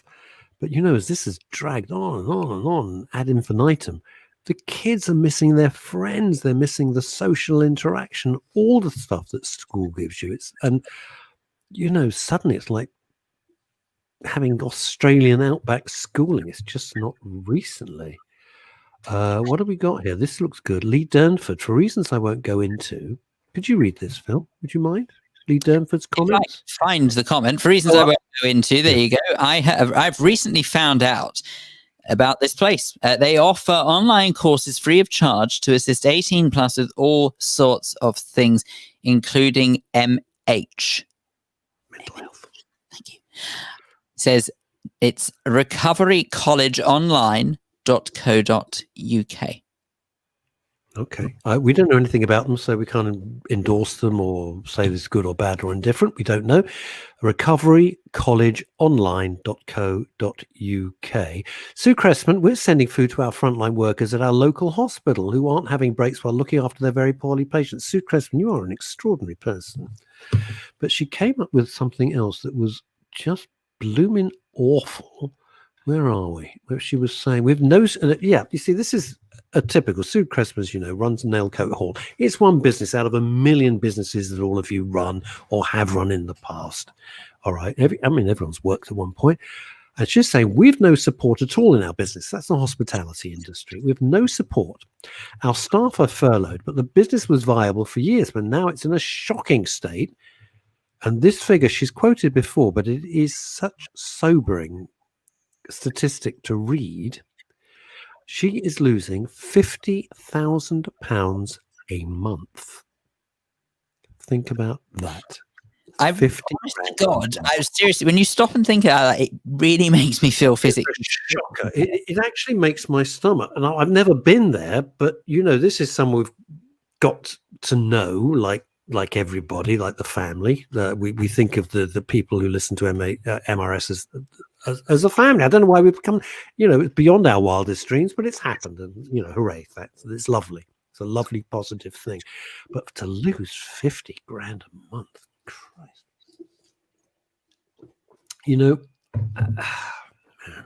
hospitality industry has been thrown under the bus. And every way you look at it, Phil, I don't know how you feel about this. You're damned if you do, damned if you don't. Because then Boris and co brought in, eat out and get a discount. I can't remember what the thing was called. Your voucher scheme. Eat out to help out. Eat out to help out. Done with the best of intentions to save the hospitality industry. What did it do? Spiked. Look, I think the problem is that they can't. The government must be in the most ghastly situation because they know full well that there is nothing they can do really apart from just pour money into the hospitality industry. Now, don't get me wrong. I know they've poured money into virtually everything else, but I think they've got to really weigh up and see. And I'm not saying for a second that the hospitality industry is important. I know it's important, and I'm gutted. Believe me, there was nothing I liked more than going to a nice restaurant. You know how much I love the Soho. It's a lovely thing to do. It's human interaction. It's a great thing. It's what makes us in many ways. I suppose that the problem they've got, that they've got to balance realistically where the money has to go. And it's exactly the same way that with the arts and entertainment industry, again, also on its knees, They cannot throw money at everything, because I hate to tell you, when they throw money at everything, it means you and me, the great British taxpayer, will also be throwing money at everything. And you need to think of it like this. When all of this happens and this is all over with and done with, and please God, we go back to restaurants sooner rather than later, how are we going to be able to afford to go to restaurants moving forward if we've got a hike in taxes to pay for the amount of money that was put into restaurant industry in the first place to save it? You do. I hate to say it, but you do have to think of the bigger picture. And it's horrible of me to say. And just for the record, my family is affected by the hospitality industry. So this is detrimental to my family, let me tell you. But I just think if you look at it logically... Your mum work in Greg's? My mother does not work in Greg's, no. Okay. But I don't want to look at this in a pessimistic way, but you do have to think of the bigger picture. We've got to be able to afford to go back to hospitality sector after all of this nonsense is over. And we won't be able to do that indefinitely if they hike taxes up to pay for the billions that they have to pump in to keep it up. It's a real catch-22 if ever you heard it. It's horrific. The trouble is that whichever business you're in, you will come out of this angry. If you're in hospitality, like Sue is with Nail Coat Hall, and the reason that she's saying she's losing £50,000 a month, because it's a big enterprise. These are fixed costs. There's nothing she can do about it. These are fixed costs. So she's completely stuck there. Arts and entertainment, they're all livid because that's their livelihood gone. Glastonbury, I'm not a fan of Glastonbury, but I know I'm in a minority of one. Okay, it's my idea of hell, but people love it, and I know it's hugely popular. Glastonbury's just been cancelled for this year.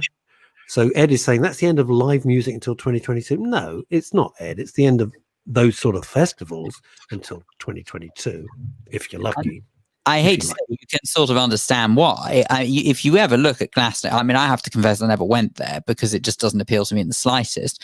But if you do look at some of the photos from Glastonbury, you are fenced in by a thick wall of people as opposed to a wall of thick people.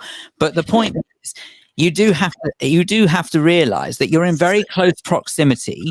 They couldn't have had it this year. There's absolutely no way. There's no way you could have it this year.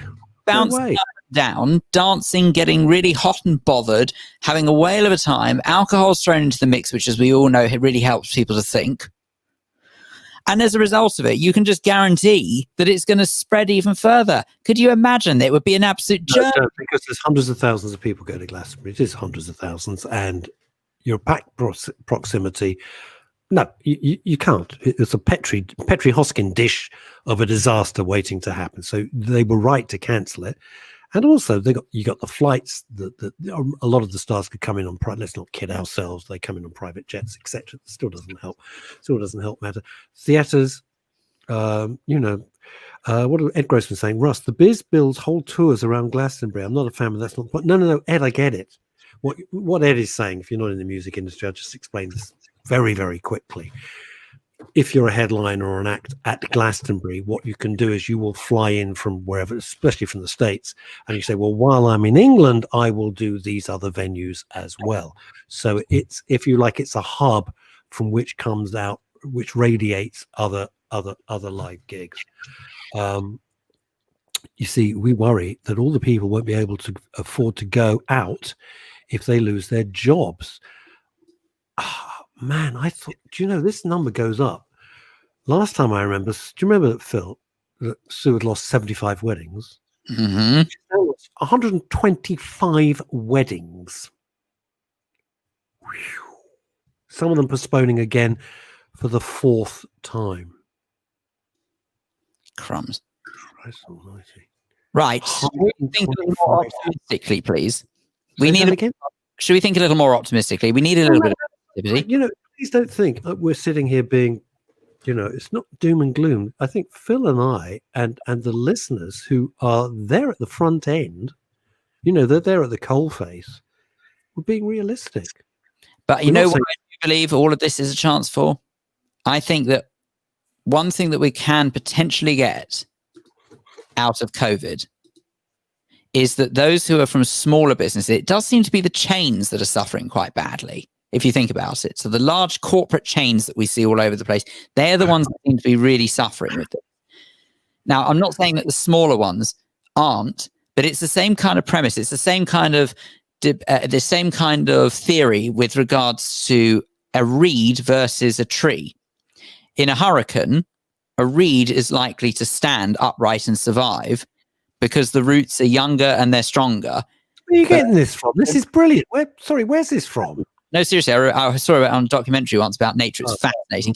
But an oak is far more likely to collapse because it's older and weaker and there is more of it to blow over. So it's the same kind of basis, okay? So with this, I think that what this will really help is the small businesses and the startups. And luckily, our next guest is very much into that as well. Oh, God, you are silky smooth today, boy. I'm on it. I'm telling you. It's almost like you have produced radio shows before. I'm thinking I might give this radio game a shot. But anyway, without further ado, delighted to welcome Sophie Eden. Now, Sophie is the co-founder of Gordon and Eden, and they are a search firm, an executive search firm, if you please, who specialize in finding world-class digital and technology talent. Well, look no further. You need to even look no further than your two top candidates. Seriously, you and your Peloton. Lovely to meet you both. I know. I'm sorry. I'm a COVID cliche. Yeah, I'm not going to lie. I mean, I have seen quite a few Pelotons pop up over these interviews. It's either a bookshelf or a Peloton. But even so, I'm well impressed. So I'm sorry. I know this isn't why you're here, Sophie, and you look exactly like the pictures that you post. When I saw. Oh, that's good. That's good. Yeah. What happens? You get on and then you watch Cash in the Attic, or you've got somebody else yelling at you. No, you've got someone who is just so uplifting and inspirational and motivational, and there's wonderful music. And if you're into if you're competitive, you can go for that, and there's a leaderboard and you can rank yourself. But I kind of put that to the side and I just have a little dance on the bike, and it's wonderful. I can confirm when I get on an exercise bike, I'm pretty rank. Now, if we were to have a look a little further, I mean, as much as it's lovely advertising Peloton, who don't pay us to do so, if we have a little further and dig deep into what it is that you do, how would you describe? Because I've tried to introduce as best I can, but is it specifically you start with, say, you sort of focus on either startups or young businesses? What is it that your business focuses on, and what do you do, and how do you help people? Sure. So we work in two areas. We recruit chairs, non-exec, CEOs and leadership teams of high growth digital and tech businesses. And then we recruit digital and tech leaders within corporates. So it's kind of corporate tech disruption on one end, and then, high growth digital and tech businesses on the other. So we're covering that whole ecosystem of startup, scale up and corporate. And have you noticed that since lockdown began back in March last year, even though it feels like it was about 10 years ago, have you noticed a bit of a surge in people trying to start up new businesses and come up with new ideas that maybe they didn't have time to do beforehand? I wouldn't say that people have. I guess, everyone's been affected in different ways. I would say for the most people who we work with, they haven't had more time, especially with homeschooling and the kind of demands of being on Zoom all day. And actually, I think people are more time starved than ever. So in terms of the groups of people we're working with, it's more about just adapting to new ways of working and trying to be as efficient as possible in this kind of new, strange working world that we're in. See, Sophie, I'm absolutely fascinated. By the way, time starved. Loving your jargon there. No, seriously, it's just time starved. Now, it's really interesting you're saying that, because most people are saying, I am bored shitless and I don't know what to do with myself. And you're saying, no, your gang, the world in which you live, they've never, ever been busier. It kind of reminds me of my son, who's very senior in your sort of area at a crazy level. I get that. But for a lot of people are going, what are they doing? Yeah, I guess I think the reality is that I think a lot of people, that when you read, people are saying things like, oh, we're all in the same boat, in terms of lockdown and coronavirus. And I just don't think that's true. I think everyone's reality is very different based on, do you have children who you're trying to homeschool? Are you employed, and actually, as I said, you're spending so much more time in internal meetings because you can't just go over to someone's desk and have a quick 5-minute chat with someone. If you're, there are lots of people who have been made redundant and lots of industries that have suffered, and yes, there's people who have therefore got more time on their hands. But I think for ones who are in full-time employment, I wouldn't say, I think people are bored in terms of the activities that we can be doing in our like downtime, like weekends and evenings. Yes, we're all bored. We're all watching a lot more Netflix, and there's really little to do. But in terms of like the day job, a lot of people that we're working with are, it's not, we don't find that people have kind of time on their hands. That's interesting. Are they planning for the? My mind's racing with this. Are they planning for the future? It's like, because so many of our listeners are like, geez, our entire universe has just collapsed, and I'm sitting here in a mess because I can't do anything. So what are they? Give us an idea of what they might be doing. I think if I'm thinking of someone who is in full-time employment, they're still doing their job. We're still seeing lots of businesses are thriving, and lots of businesses are trying to survive.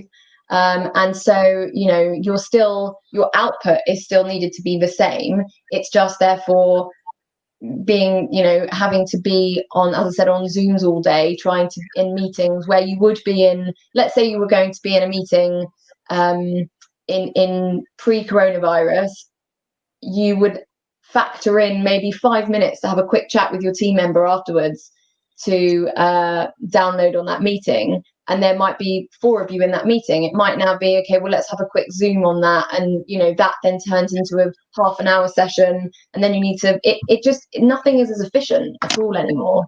In some roles it would be. You see, this is really interesting. So this is really interesting, Sophie, because a lot of people are saying that I've heard is quite the opposite. Because if you take, I live not too far from Canary Wharf, and of course it's a hub of a lot of things.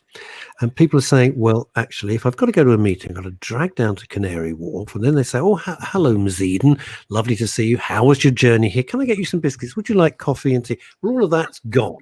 Right. Yeah. So boom, that's straight into the hi, Miss Eden, how can I help you? And bang, you're straight on with it, like kind of like we are with this. So a lot of people are saying, no, it's saving me a hell of a lot of time. It's saving me a lot of money. Yeah. And I think that's definitely true. And I think it's the end of the 5-day working office week as we know it. But I still think, so I think in some situations, then you're absolutely saving more time. And you're not having to commute. And so, of course, that's time that's taken out of your day. But in terms of collaboration internally, I think that is harder to do online, which is why I think we'll go to some sort of, maybe 2 to 3 day working from home, working from an office, so that there's still time to collaborate internally. And obviously every function is very different as well. I think, in technology functions, it's easier to do things maybe individually or to do things over a screen. If you think about offshore teams have been used to working like this for a long time, it wasn't so much of an adjustment. But also I just think for people's sanity as well, just kind of, getting out of the house physically, having that, getting that energy that you get from people. What is an offshore team? Sorry, I don't know what that phrase means. Sorry, lingo again. So it might just mean you've got teams in different parts of the world, and you're a global team effectively. Okay. All right. No, I understand that.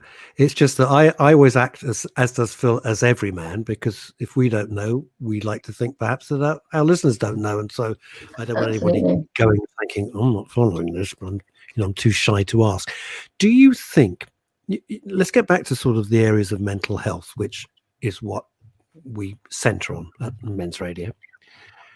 Not being, if we put aside the complete arseache of commuting and all the rest, put that to one side for a second, not getting out of the home and not being in an office, not being with your colleagues, not having a joke by the water cooler, not popping out to, pret a manger and having a sandwich with your mate in the lunch hour, all the old things that define work.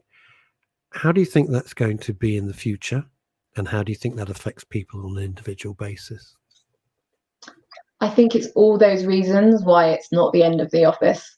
And I think why we all are craving going back to an office. I think that everybody, particularly this time round, it feels, is really, really missing it. I think the novelty of working at home has worn off. I think especially those with children in the house, it's really, really hard. I think it's affecting everyone's mental health at every level. That's why I do think people will still go back to offices. And, I just don't think it's going to be as kind of black and white as, we'll just now work from home indefinitely, because people need it. We're social creatures, we're social beings, we need that energy from each other. So if I may be bold, because I know Phil's dying to ask the same question, but this is how we are on the show. How has it affected you? How have you coped? Am I allowed to ask that? You don't have to answer if you don't want. Mentally? Yeah, mentally. No, of course. I mean, I think that the bike behind me has massively helped, actually. Exercise in general. I actually took up, again, I feel like a complete walking cliche, but I started before we even had the bike. With first lockdown, I downloaded the Couch to 5K app. So I started by running 2 minutes a day, and then it went up to 5K. And exercise for me has just been and I wasn't someone that regularly worked out, but I think now if I don't do it, I don't feel quite right. So I make sure that I'm really really strict with exercise. I'm trying to eat well, I'm trying to sleep well, I'm trying to force myself to get out of the house, even if I'm just walking around the block. I'm making sure that I'm FaceTiming with friends and family. We're still doing Zoom quizzes, things like that, where I think it's still, you've got to try and keep that connection with people somehow. And so, I'm trying to do everything under the sun, really, to keep yourself motivated, because it's hard. Funnily enough, I know you can see the bike behind me now, but I only actually moved my desk 2 weeks ago. So for 9 months, it was the other way around. So I was staring at a wall for 9 months because I thought it wasn't professional, to have things behind me. And in the end, I thought I can't sit for another day and stare at a wall. So now I'm actually facing a window. But it's tough when you're just literally staring at four walls, every day, pretty much for 9 months. So I think we've all just got to do what we can to try and keep that.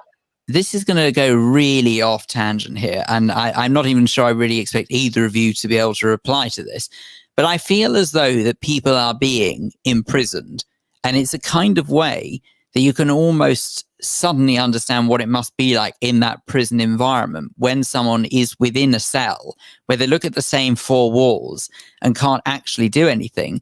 And it does, I don't know about you, but it almost makes me question what that does to the mental health of those who are in prison. Because if this is what it does to us as we're going through it, and we've technically got the freedom to walk away from it, to maybe go for a stroll outside or something like that, can you imagine what it does to someone who is in prison and doesn't have those reasons? Now, please don't get me wrong. I'm not suggesting for a second that someone who's in prison should deserve sympathy if they've done sort of heinous crimes or anything like that. I get it. It's not supposed to be a fun palace. But at the same time, it does kind of make me think like that, because as you rightly say, you look at a wall long enough, it doesn't do anything to help stimulate the mind. It's really interesting you say that, because I think very, very early on into lockdown, I listened to a podcast, Dr. Chatterjee, Feel Better, Live More podcast, and he had as a guest Johnny, his surname has gone Mac or something on Instagram, who basically was in prison, and he was talking about how sport had kept him sane basically through prison. He was in a high detention ward or whatever. It's the most incredible story, and it really inspired me, actually. So he talks about routine, he talks about exercise, moving your body, and all that. The big thing that does is help you gain a sense of control. If you have structure to your day, It basically means that you, I think the thing about being in prison, and ultimately there's synergies obviously to the fact that we are not in control of a lot of our life at the moment. And so by putting structure to your day, by getting natural endorphins through exercise and through moving your body, you are gaining something yourself to say, I'm taking control of my day. Yeah, it's interesting. You wouldn't think so looking at me, but I started with a personal trainer, the fabulous Gail Nichols, twice a week. And I've been doing this for a few months. And yeah, I really look forward to it. And it's interesting. And I get people who know me going, what? Doing what? Because it's exciting if I change a remote control channel. It's a big deal for me. But it's true. It does help, and I look forward to those sessions, like an hour session twice a week. I feel terrible when I start them. I'm thinking, oh God, and after them I feel a hell of a lot better. And it just structure is important. That's the trouble when it's just no structure at all to your day. I think that affects you very badly. Interestingly, Sophie, as a writer, I insist on having a completely blank wall in front of me. I've always written ever Yeah, how funny. my career, as both as a copywriter, then a scriptwriter, and now a novelist. I have to have a blank wall. I don't want anything on the wall at all. It's got to be absolutely plain. That's what I stare at for hours and hours and hours. It's fine. Gosh, I can't.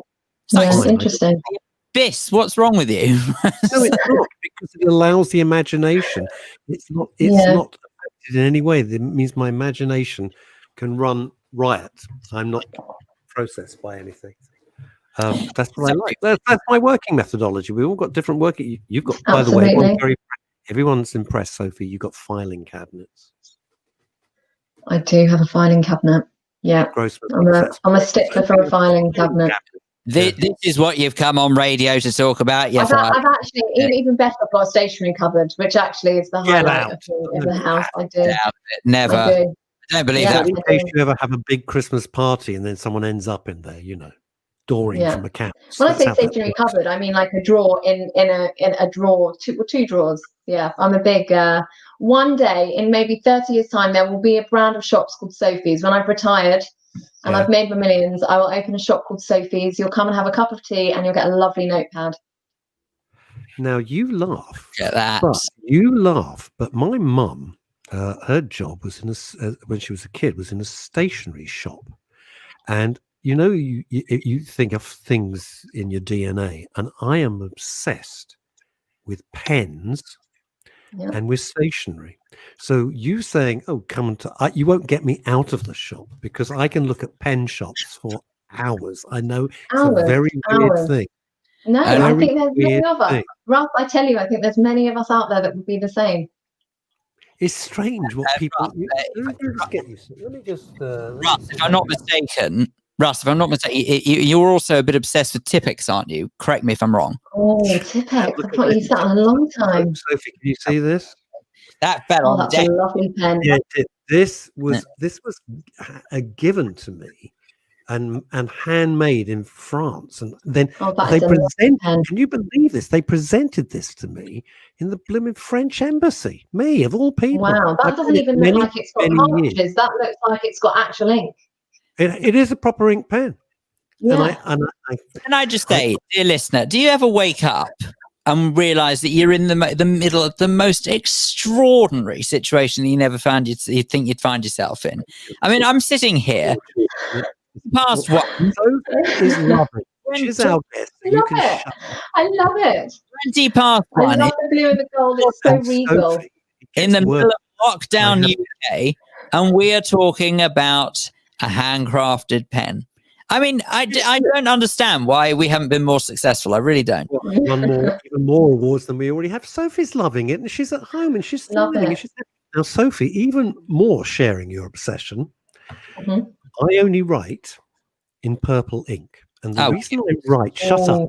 The reason I write. You've lost me, Russ. You've lost me. No, wait, because Enzo Ferrari, creator of the greatest cars ever, Enzo Ferrari only wrote in purple ink. And when I read that once, I thought, that's fantastic. So I have the ink sent in from France. Wow. That's how obsessed I am. Phil looks so impressed. Sophie, we've only just met. We've only known each other for a few minutes. Let me tell you, I think on my we bonded, to be total honest. worries, pissing off Phil Dave is so low. Anyway, right. Sophie, just to bring this discussion back to some smattering of normality and sense and sensibility, might I suggest that, in all seriousness, that I think that there is quite a strong bit of there's something quite strong about what you do that helps people with mental health. Now, you may not necessarily realize this, but I think there is. When you actually go out looking for people in terms of sort of talent scouting from that aspect of things, I believe that there is nothing better to actually help someone reaffirm their place in this world and what they do in this life than to actually have someone approach them, possibly cold approach them, and say, do you realize that actually you could be doing even better than you are now? Yeah. And here's what I think you should do. Because I think that if you do that to someone, that one message, email, telephone call, whatever it is, however you communicate with them, I wonder if you realize how much that potentially does help someone's mental health, because I think it does enormously. Without any professional understanding, I really believe that could do wonders for people. Yeah, I guess I've never really thought of it in that way, but yeah, I'm sure it's very flattering. Because pretty much everyone we speak to is cold, or someone obviously we've built up relationships with and kind of grown our network that way. But for every search, it's fresh headhunting and approaching, and yeah, I'm sure it's very flattering, being wanted in that way, if we can make someone feel good, then that's an added bonus. Well, because I think a lot of us understand sort of the pressures of the working environment and how it's very easy to get caught up in the world that you build around yourself. And sometimes it does sort of take someone with that proverbial fishing rod to pull you out of that pond and shove you into the big one. That's the whole point. If sometimes say again, sorry. What I did with you. Yeah, absolutely. It's so true. It's so true.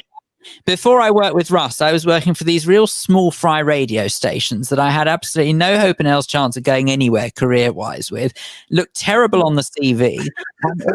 Russ came along and he saved me from that. And I saved you from the BBC and from Rupert Murdoch. For goodness sake, you owe me.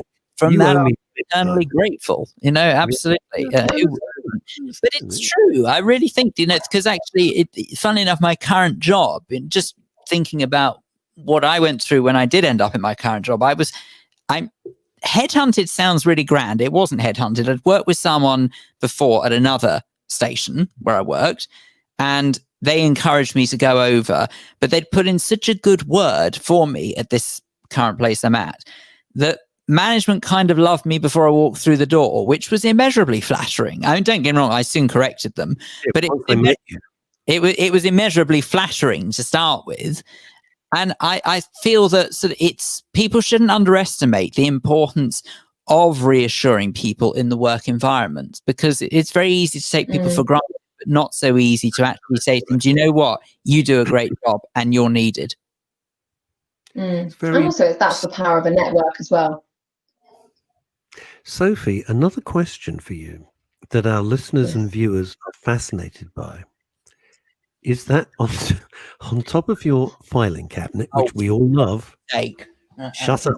Is that a fax machine? Please tell me it is. No, it's a printer. Oh, no. I'm sorry, it's a crushed dreams. They're loving the fact you had a fax machine. They were so excited. I'm so sorry. I don't have a fax machine. That looks like it could be an HP Envy. It is an HP Envy. Right. This is worse than my pens. Thank you. Point out.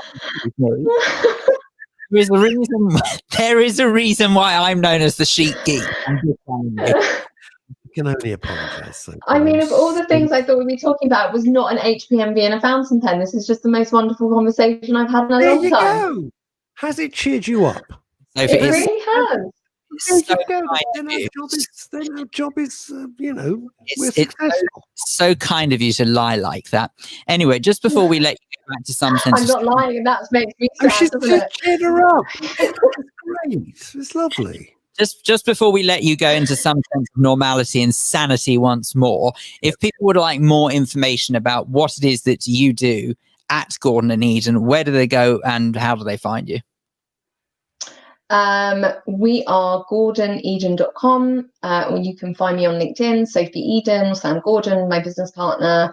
And we are always happy to help and to talk to people who are, looking for roles as any of the ones I've discussed. Thank you, Sophie. It really has been great to chat to you. And honestly, I know Thanks for being we- such a good sport, by the way. we- Thank you for being so delightful on LinkedIn, may I say. we intersperse it with flippancy and with almost impish behavior, but as long as you know that we do have a great deal of respect for what it is that you do, and genuinely, like I said, from the mental health point of view, don't underestimate it, because that's one of the reasons why you're on this station. So thank you very much. Oh, that's really, really kind. Yeah, I think we try where we can to help and give advice, and especially at the moment, I think, where so many are looking for work, and it is hard, and it is hard to find a job. I think if you don't have a network, if you don't know people who can introduce you to people, so much is automated now with LinkedIn and with systems and processes, and that can be genuinely draining. Yes. Sophie, keep up the good work, and thank you so much for speaking to us on Men's Radio. Thank you. Take care, guys. Have a good weekend. Goodbye. There you go. Look at that. Charming person. Absolutely. Well, speaking of young I may have Phil, to say, I do realise there was a bit of humour in that. It was a good laugh. I was only joking. I appreciate a fountain pen as much as the next person. now to cheer ourselves up. Oh, hang on. It's Chantal Rickards is holding something aloft. What Chantal? What have you got? Sorry. Saying, I would rather kill myself than be on this show. Please get me out of here now. Stop Yes. Oh, there we go. Right. Okay. You see, we're like that, Chanters. We are like that. Excellent stuff. Ladies and gentlemen, it's Chantal Rickards. Yay!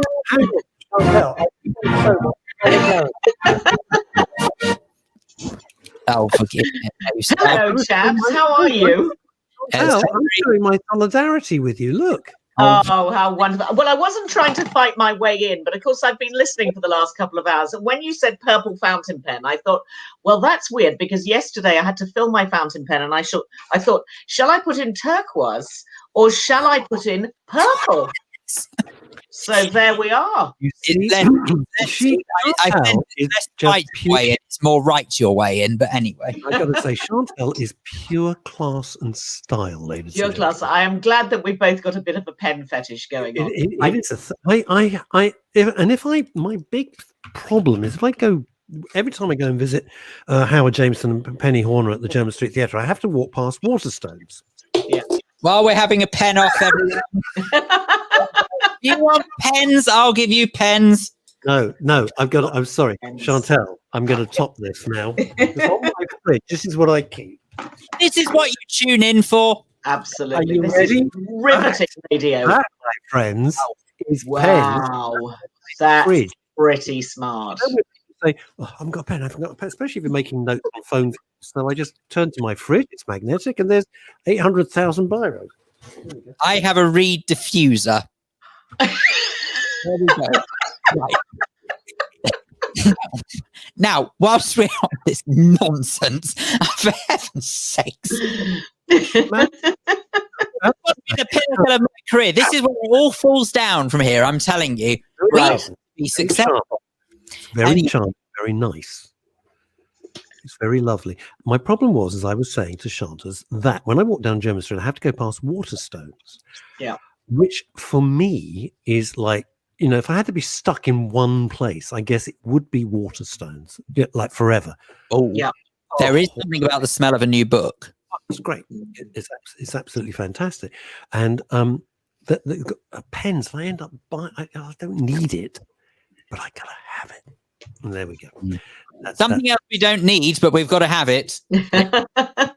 It's time.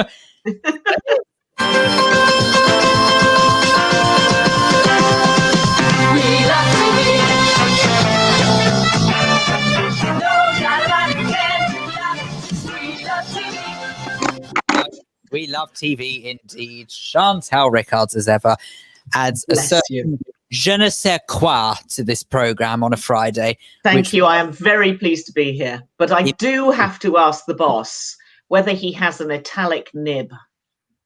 No, I can't write because I'm left-handed. Absolutely no need to get personal. I'm left-handed, but they made me that they did actually. I have to say that Waterman's, isn't it? Made me, which is a French company. I didn't know. They actually made the nib for me so that it would work with my left hand. Yeah, and unbelievable.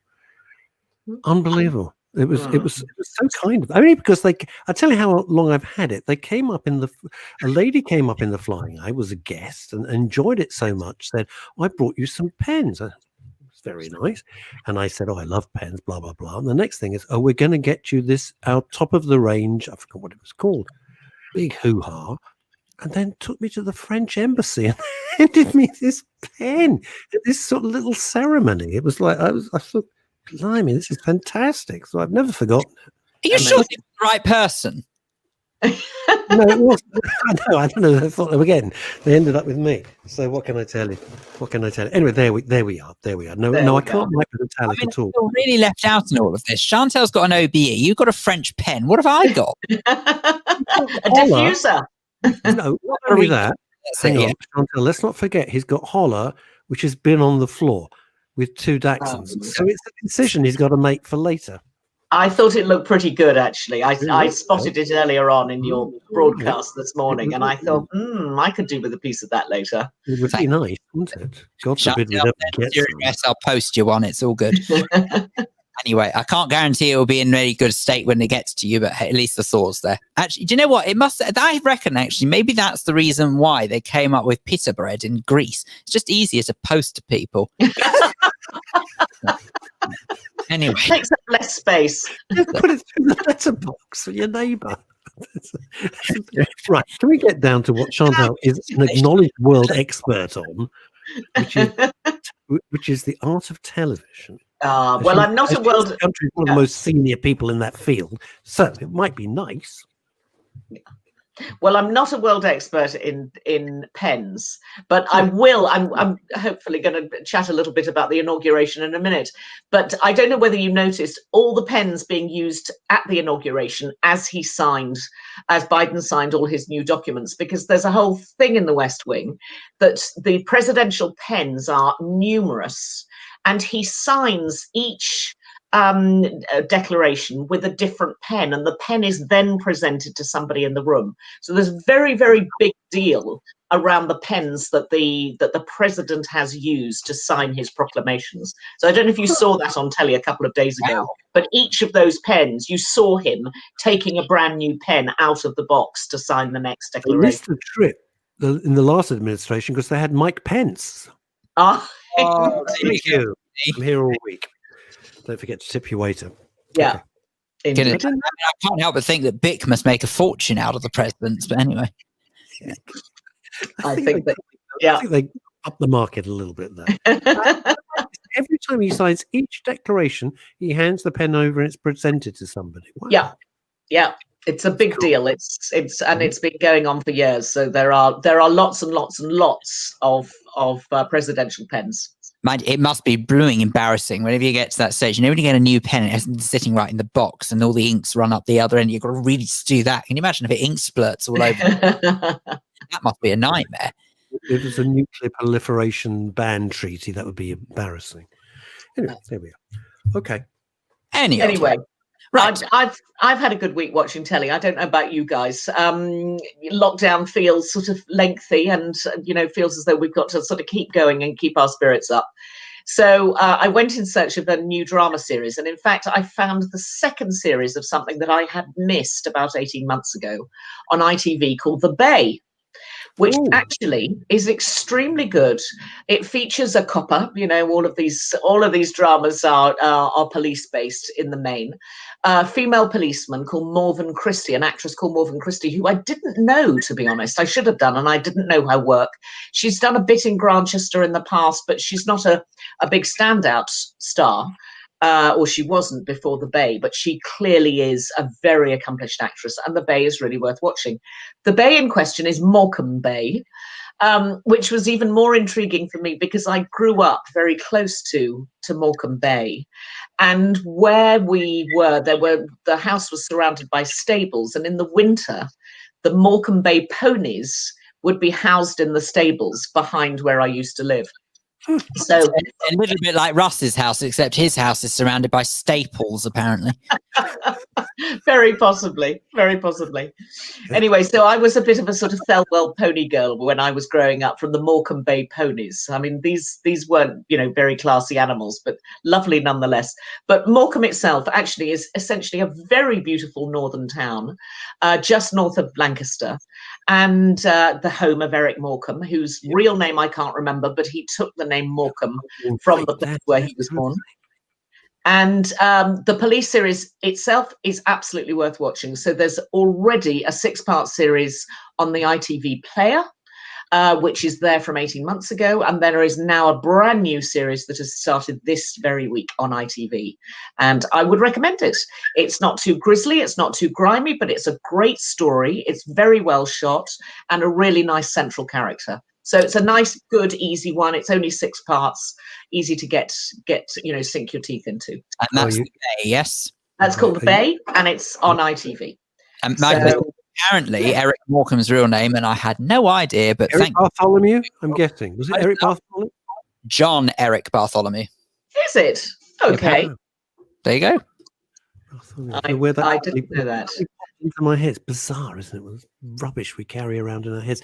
Ramsey Masalam, by the way, Chantal, resonating again. Just wanted to say, loved the following this week. The Bay, boom, straight away.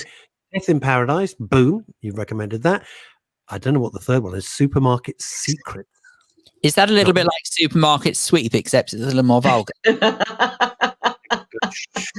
I think it's a behind the scenes a documentary series. I can't remember which network it's on. It may be BBC Two and it may be Channel 4. But funnily enough, I was going to say that sounds like something Channel 5 would put out. But I do think that there is something strangely addictive about those sort of behind the scenes and I don't know what it is. I feel like it's sort of almost as if we have, as human beings, this voyeuristic nature to us where we really want to look into things that are just none of our business. Yeah, not kidding. Well, I was going to say that the whole of the Discovery Channel actually is about sort of behind the scenes and how things work and how they tick and what drives them and what powers them. So, and of course, it's very blokey. Blokes love that stuff. Discovery Plus. You don't see me for dust. I'm telling you, it's horrific. I'm absolutely hooked on Discovery Plus at the moment. By the way, Chantal, this is why they pay you the big bucks. Supermarket Secrets is indeed a BBC programme. So there you go. Excellent. Anyway, speaking of Discovery Plus, by the way. Yes. Oh, sorry, Russell. What I was Chantal knows everything, and people should appreciate that. It's great. What else have you come across? I'm so sorry, Philip. Well, I was just saying, speaking of Discovery Plus, I have to tell you that it's great for a bit of nostalgia when it comes to documentaries. I'm just waiting for the time. I don't know why, but I have this real fascination with animal documentaries, and I'm not talking about the types that Sir David presents. David Attenborough, don't get me wrong, it's great stuff. I absolutely love Planet Earth and Planet Earth 2, but I'm not talking about those. I'm talking about the ones like Animal Hospital and RSPCA Rescue and things like that. Now, don't get me wrong, not everyone can watch them because it does get very sad at times. It does get very sad indeed. But I do love the thrill you get more from seeing the majority of the animals be helped and survive, because you just know it takes a really good person and a strong person to do the kind of veterinarian job in the first place. And it's really humbling to watch, and I do like that. So at the moment, I'm rediscovering, yes, you guessed it, Embarrassing Bodies. No, I'm joking. I'm rediscovering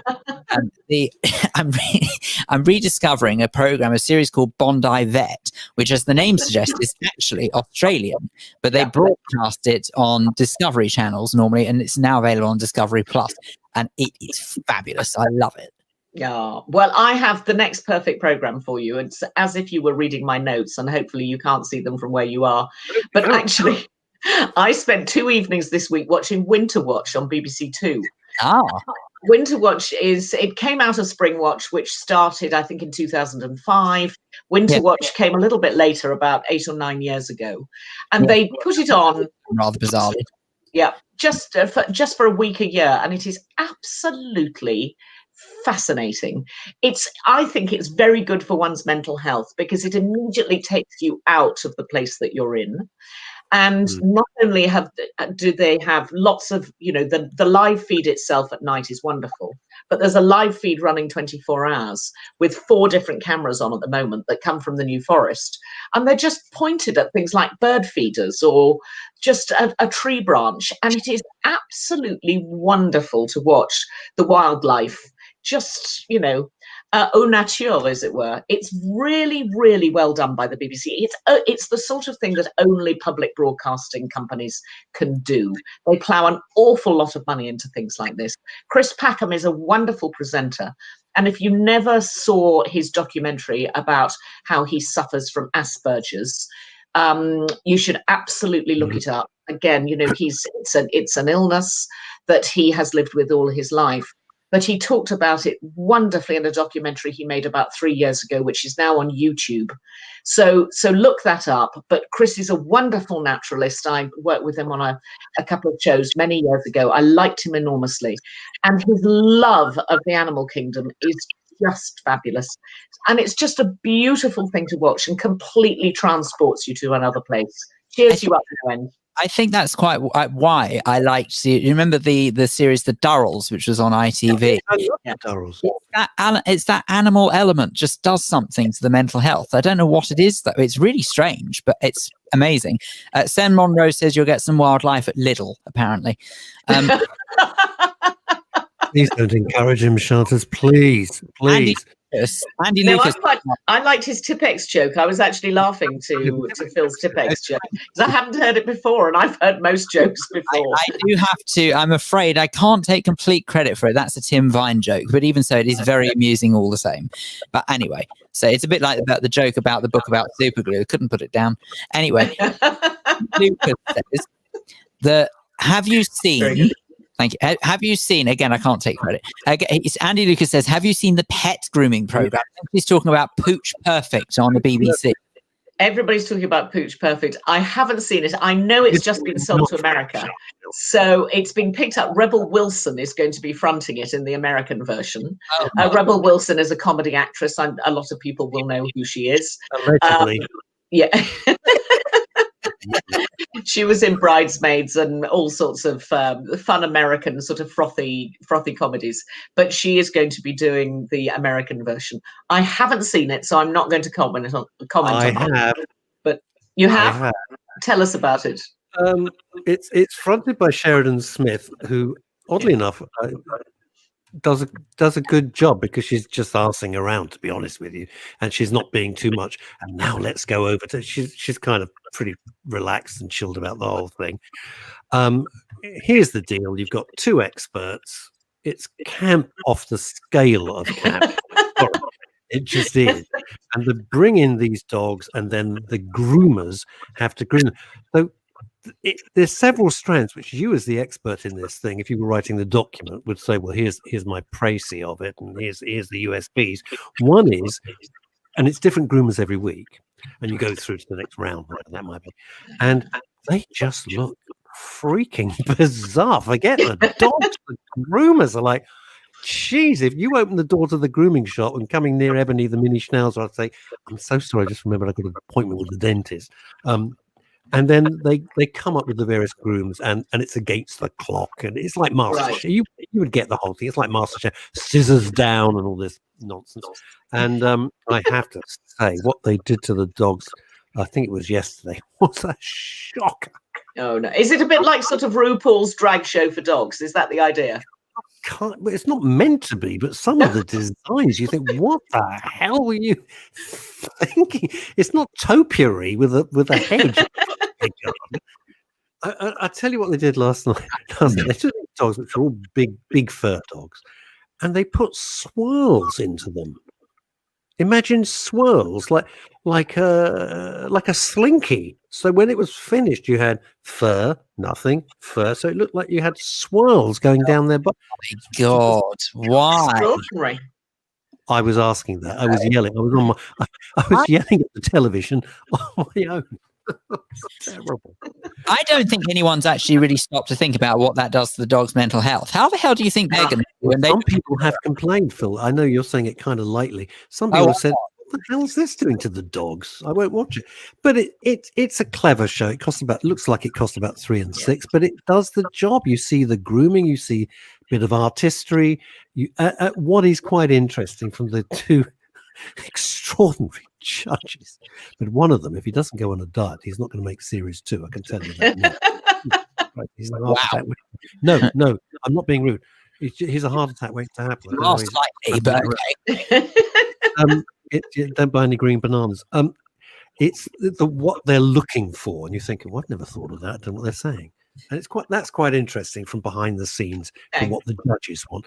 And the two judges have got huge credentials, so they know their onions, so to speak. Actually, to be fair, I'm looking at Colin Taylor now, who is one of the judges. You're quite right; he does have huge credentials. But anyway, a man who does not know the word salad. Anyway, there we are. Okay. Now, Well, look, good to know. Good to know. I'm not sure I'll be watching it any day soon, but good to know. might I suggest, though, that we shouldn't be too horrible because, of course, people may very well have various medical reasons why they are clinically obese, a little bit like not knowing when to say no thanks to fourths. Anyway, but I might suggest that each their own, and as long as the guy's happy, that's all that matters. He looks very happy. There you go. Pooch Perfect is on BBC iPlayer now, and of course, Excellent. go out still live as well. And the is it a Thursday evening? Is it? I think so. It's Death in Paradise. I think it was on last night. Yeah. I only know, Chantal, my days are, it's Death in Paradise. It must be Thursday. That's the only way I know what's going on. And then I had to get we've got a whole Death in Paradise thing going on. Chantal, It's wonderful. I had to get a phone call from you-know-who saying, it's Thursday. I said, well, and Death in Paradise. Oh, thank you. That's how I haven't seen last night's episode yet. Good one. It's a very good one. Andy Lucas says that she's watching the Junior Bake Off. My mother is obsessed with that. Yeah, it's good. It's a great show. It's a great show. The Junior Bake Off doesn't quite do it for me, if I'm honest. But well, I was also going to talk about the biggest television moment of the week, in case you haven't seen it. And there are bits of it that are absolutely wonderful and should be seen in their sort of uncut fashion. And that, of course, was the inauguration. It wasn't all brilliant. It wasn't the best ever TV show. The result was pretty good. I think we all know that, I'm very happy to see the back of McTrump. But it was very interesting in that even the very basic things at the main bit of the inauguration on the Capitol steps weren't perfect. So the microphones, the sound wasn't perfect. You couldn't quite hear Kamala. And I thought, well, you've had about 4 years to try and work out where to put the microphones. And then the wonderful poetess who everybody is talking about, a 22-year-old girl from Los Angeles who's the young poet laureate in America. She stood up in front of the microphones and you couldn't see her face because the microphones were so loud. Yes. She was completely obliterated by the microphones. And the director very occasionally cut to the side shot so that you could see her smile and how her face moved. But mostly he was just looking straight on her and you couldn't see anything at all. I believe, but Chantal, I believe that was done deliberately with the young poet laureate because she was wearing fabulous headpiece. So I think they just wanted to focus attention on that. She was completely wonderful. But in the evening, they had a fantastic concert. So they had Bruce Springsteen, they had Katy Perry singing Firework, which I think, so I was told by a friend in LA last night who works with her, she only found out 6 weeks ago. That was when they asked her to perform, but they didn't actually confirm it until about 3 days ago because they weren't quite sure whether it was going to be an inside thing or an outside thing or a lockdown thing or a not so lockdown thing. She performed incredibly well. Having said that, I don't think she was singing live. Somebody might correct me on that, but it didn't look like it to me. Fireworks in the background were absolutely astonishing. And that was very beautifully shot and very well captured. And John Legend also sang, who was singing Feeling Good, you know, that wonderful song, Feeling Good. So the whole of the evening's entertainment was great and is really worth catching up with on YouTube. It's incredibly uplifting and sort of made me feel that there is hope for my friends in America going forward. Can I just say, isn't it staggering how America does all of that when they get a new president? And over here in the UK, when we get a new prime minister, you get a measly shot of a Jaguar XF pulling up outside number 10, and that's it. Yeah. That's Or you it. get a bit of D. Ream and Tony Blair sort of jigging about on a stage with Things Can Only Get Better. It's not quite the same somehow. No. It is incredible that from D. Ream Blair was came Professor Brian Cox. That's what I've never got over. Say that again. I'm afraid I missed that. In D. Ream, Yeah. that was Professor Brian Cox. No way. Yes, it was. Absolutely way. Brian Really? Cox was D. Ream. Things Can Only Get Better. Yeah. It's the same guy, who I think is a fantastic television presenter. He is. He's He is. great. He's And help super me clever. out here, Chantel. I can never get his name right. Jim, I always say Alchemist. It's not Jim Alchemini. I can forgive me. It's me being thick. He's another brilliant professor. He did a thing about light in the universe I that don't was know. riveting this week. Jim, Right. help me out, gang, everybody. I'm not sure I know him. I should, and I don't. Hendrix. Jim it's like Jim Alchemist, but it's not. He explains the most complex things. He was talking about the universe, which of course where my next book is set, Yeah. about light and darkness and antimatter and black, and he takes you into a very deep physics and metaphysics world, but he takes you with him. It was brilliantly done, brilliantly explained. It was really, really good. It was very Right. good. Okay. I'll look it up. I don't know him, but I mean, it's good to get other bits of information from other people because then I can go off and check it out. That's right. Blind. Yeah. Oh, God. Right. Hang on. I've triggered something with Ed. Phil, our PM is not head of state. That's the difference. Okay, that's fair enough. And Paul Andrews just backing me up and saying, but arguing, of course, he was one of D. Ream keyboards, not the lead. Ah, Okay. there we are. Yeah. Speaking of Discovery Plus, you know, I have actually, there's another thing that I've been watching as well. I'm determined not to make this about Netflix this week because I do an awful lot of plugging for Netflix. But the other thing that I've rediscovered, and I sort of mentioned it flippantly before, but I'm kind of being serious, is they're showing, I think it's series 4 of Embarrassing Bodies. Now, don't get me wrong, if you're squeamish, this is not the program for you. But Embarrassing Bodies is quite extraordinary. And I don't know what I'm more fascinated with, whether I'm more fascinated by the different medical conditions that no one's ever heard of, or whether I'm more fascinated by what some people would do for their 5 minutes of fame. Well, I think it's a wonderful program. I was like you, I was absolutely obsessed by Embarrassing Bodies for probably the first 5 series. So we're probably now up to about series 15, I would think. It's been incredibly good because actually showing other people that there are people out there who are sick. Actually, if you're suffering at home, it makes you feel not quite as bad about yourself, or the fact that there's hope out there in terms of a medical condition and somebody knows the answer to how to cure it. So I was really, really pleased when that series started because I thought this is really going to help an awful lot of people who actually do feel embarrassed by their body and sometimes are unwell and need to have help. And that program really, really makes a difference. So it's great. And I think that because they deliberately choose conditions that are blatantly quite rare, Yeah. it's actually designed to help not the masses, but actually designed to help the minimal deliberately, because they're the ones who are more often than not forgotten about. And when you only ever quite rightly hear about research that goes into all sorts of horrible disease, from heart disease to everything, which we know absolutely it's essential that they must because they are the biggest killers, it's sometimes very easy to make medical programs about that rather than, and I say easy, you know what I mean? I don't mean easy as in a piece of cake. it's the obvious thing to make a medical program about, but actually to go out of your way to look into conditions and to find people who are willing to take part, to share abnormal conditions with folk, I think is only to be admired, even if it is completely squeamish. Yeah, it completely helps, others with their own mental health. So, not just the ailment, but also how they see it and see themselves. So it's a good one to mention. Paul Andrews says, Phil, you'll love Bizarre ER. And no, actually, do you know, Paul, I don't like Bizarre ER. And I tell you why. Because Bizarre ER trivializes that what Bizarre ER tends to do is they make too much of a joke out of the conditions. And I don't like that. I think that's a little bit distasteful for my liking. But I see what you did there. Now, Chantal, have you seen the Pembrokeshire Murders? I have. And I think we somebody mentioned them on the show last week.